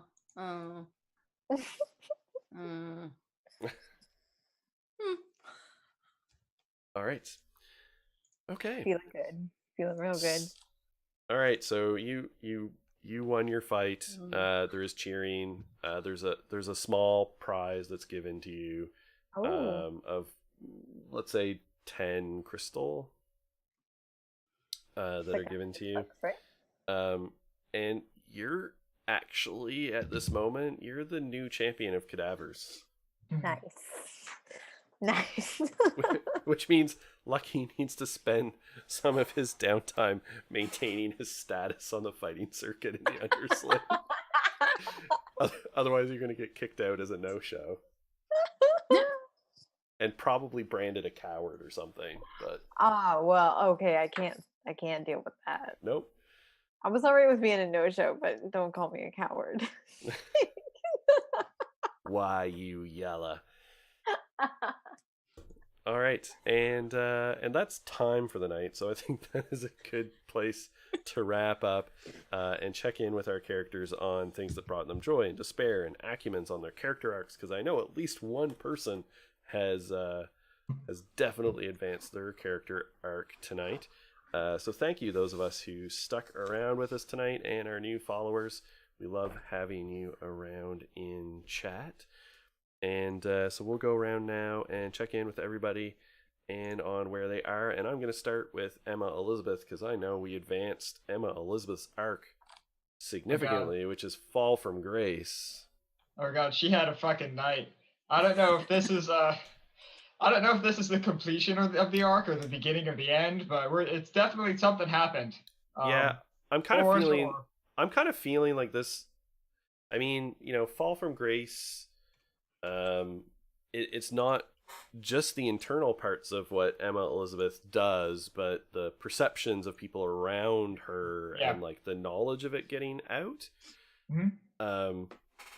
Even though your friends didn't witness it, I mean, they're not stupid. Mm-hmm. So I think they would put two and two together, right? Yeah. I think. And I mean, this only really becomes Fall from Grace if this There are becomes consequences. known, right? And there's consequences. And if that's the case, I think this would complete the arc because you committed murder, stole somebody's soul, and gave it to a demon to murder somebody else. Mm. Okay, yeah, that makes sense. Yeah. And so I think that you kind of did two steps. I think this is worth like sort of the sort of penultimate and the ultimate like completion of the arc, Sure. because it's sort of the two things. It's like the murder and then the soul stealing and sacrificing aspect of it. Yeah. So I think that works out to like 3 acumen. Yeah, something like that. I'll have to check. Yeah. As far as Joy and Despair goes, I don't think she particularly enjoyed the mouth thing. And I don't think she liked Henry disappearing. And for Joy, I think she liked getting the info about a pact. Yeah, so I think that the pact is definitely worth a joy because that's on your whole goetic thing. I think disliking the mouth isn't despair, but I think having Henry fade back to the gray, especially given Emma Elizabeth's like real dislike of her time there, I think that is significant enough to be worth a despair. Sure. All right, and I think that's it. All right, excellent. Right. Alex the second, Cat 2 the second. What about you? Because I'm not actually sure what Vera's character arc was, actually. I know I looked at it, but I don't remember it right now. Yeah, I don't think she did much to do with her character arc. That's more to do with mysterious backgrounds or the Whispers asking for help or revenge. And they Right. kind of were mostly just talking shit today. Sometimes the Whispers just do that. They just talk a bit of shit. That's true. So I don't think in terms of character arc there was much going on, but I feel like meeting people and having friends gave Vera joy. Okay. Yeah. I can buy that. Even as an aromatic sort of likes being a hermit, but like we all need people. Yeah. Yeah. Excellent. I like it. I just noticed. Can I talk a little bit about your house? Yes. So, because your house is hidden and underneath the city, and it's a series of tunnels, and then like you just move from space to space. But there's a nice overlap here in that might be interesting because Emma, your house is always growing. Mm-hmm. So is Emma Elizabeth's house. So Vera's house underground is constantly growing through Saturnine, and Emma Elizabeth's house, Aspira, wants to get swole and is constantly growing above ground, I feel like Oh. eventually your houses are going to have to have a battle royale for control Yeah, of but the that's- city. That's like a long time in the future. I think Emma would have really liked to hear about someone else with a growing house. I think she would have nerded out Yeah. for a bit. Yeah. Yeah. I just noticed that and thought it was interesting. And that they're That's- going through the different, Mhm. Yeah, parts of the city. top down As- versus bottom up. As above, As so above, below. so below. You can just Excellent. see like the bathroom fighting with the living room. Yep. That picture is. I enjoy And that. I can give them teeth. Yes, thank you, Matthew. Intruding through the gums of the city like teeth. Perfect. All right, Corey, what about Alice? So I have the black violin as an arc, so I think there's one acumen there that was. the Yes, whole- absolutely, because Yep, so there's that. Alice has her transformation arc. My body will become an obsidian reflection of my heart's passions. Alice picked up the black rocks from Vera, and she's gonna use those to go to the changeries and get some inspiration. So I thought that would be acumen. yeah, I think Um, so. And then the last one I had is Lucky and Alice started chatting, and there was the stuff about the tails. And I think that's when Alice began to stop shipping Lucky and Emma. Mm-hmm. Um, Sam's like, thank God. and I thought it would make sense to reveal why she was shipping them in the first place if we want to Yeah. take a second to explain that. Okay. Absolutely. So the reason why Alice shipped them in the first place is because she was projecting her relationship with her partner onto the two of them. Mhm. But she thought that since the two of them were alive, that her partner could be alive because she doesn't know if her partner's alive. So now she doesn't have that connection to think that her partner is alive anymore. So it's really Aw. sad for her. It's really Oh. sad. So I was thinking despair. Yeah, that I'm gonna cry. That's definitely some despair. Poor Alice. And I think that was all from the episode. Okay. Excellent. I really like that. All right. Sam, what about Lucky? I think Lucky gets some joy for beating the shit out of somebody. I do. Yeah, I agree with that one. Definitely get some joy out of that. It was a pretty chill episode. I didn't advance either of my arcs again. This is the second week in a row I have not done anything. And I can't think of any real despair, even except what I got, which I don't remember why I got it. No, I have no idea why I got it. I got one despair during the show, but I don't remember why. So I yeah, don't I think even we all remember got why I gave it. one.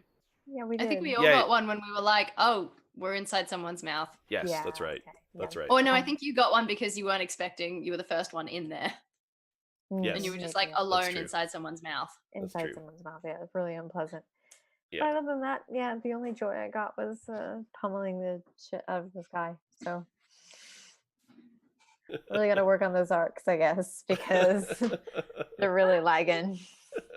Maybe next time. Well, to be fair, you had like a whole arc that is played out entirely behind the scenes that like I completed. did. It's complete and Yeah. everything. Yeah. Yeah. So and you've had other arcs that you've been working on side scenes. Right. And stuff, There's so. one that's off scene, but the other one is still to do with Dark Basement, which we're still working on very slowly. So That's right. yeah. But my favorite moment of the episode was Emma Elizabeth's mouth being covered was up good. and having to cut the skin flap open because that was really horrific. That was really, Uh, really gross, and the mental image is really disgusting. And I'm just picturing like the flapping skin over her mouth. Perfect. Really, just really bad. But Perfect, wonderful. perfect. Yeah, and I love Vera. I thought she was fantastic. Vera was so I love good. her. I love how you played out Listens to the Whispers. I thought that was really clever and really She's got friends. endearing. It was so cute. I hope that she comes back sometime. She lives alone. Oh, she I'm- should hang out with Alice. Yeah, exactly. Come But to is the she ever disco ball. really alone? Nope. Excellent. All right, folks. Well, thanks for tuning in. We will be back next week with another episode of As the Suns Burn. At least I think we're here next week. I don't think this was one of the weeks where there was a whole bunch of people away. And of course, stick around, tune into the channel, follow us on Twitter, follow us here on Twitch. We have Taryn with Urban Shadows, Juno, What Darkness Costs, tomorrow night at 8 p.m. Eastern. Through the week, we get a bunch more Dungeon of the Mad Mage as we approach our wrap for that as our community streaming series. We'll be premiering Ghosts of Saltmarsh, I believe sometime in June. And of course, if you like what you're seeing with Invisible Sun, and you like Monty Cook games, like we all love Monty Cook games, tune in on Thursdays at 8 p.m. Eastern for Monty Cook mixtape. And we'll be back this Thursday with some more Invisible Sun, and sometimes we'll do some Cypher, and we'll mix it up, as the name suggests. So thank you all very much. We appreciate it. And of course, if you don't follow our YouTube, Google us, find our YouTube.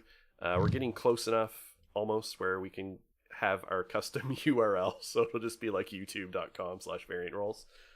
We need another like 21 subscribers on YouTube, so please definitely go and follow the channel. And we'll see you all next week.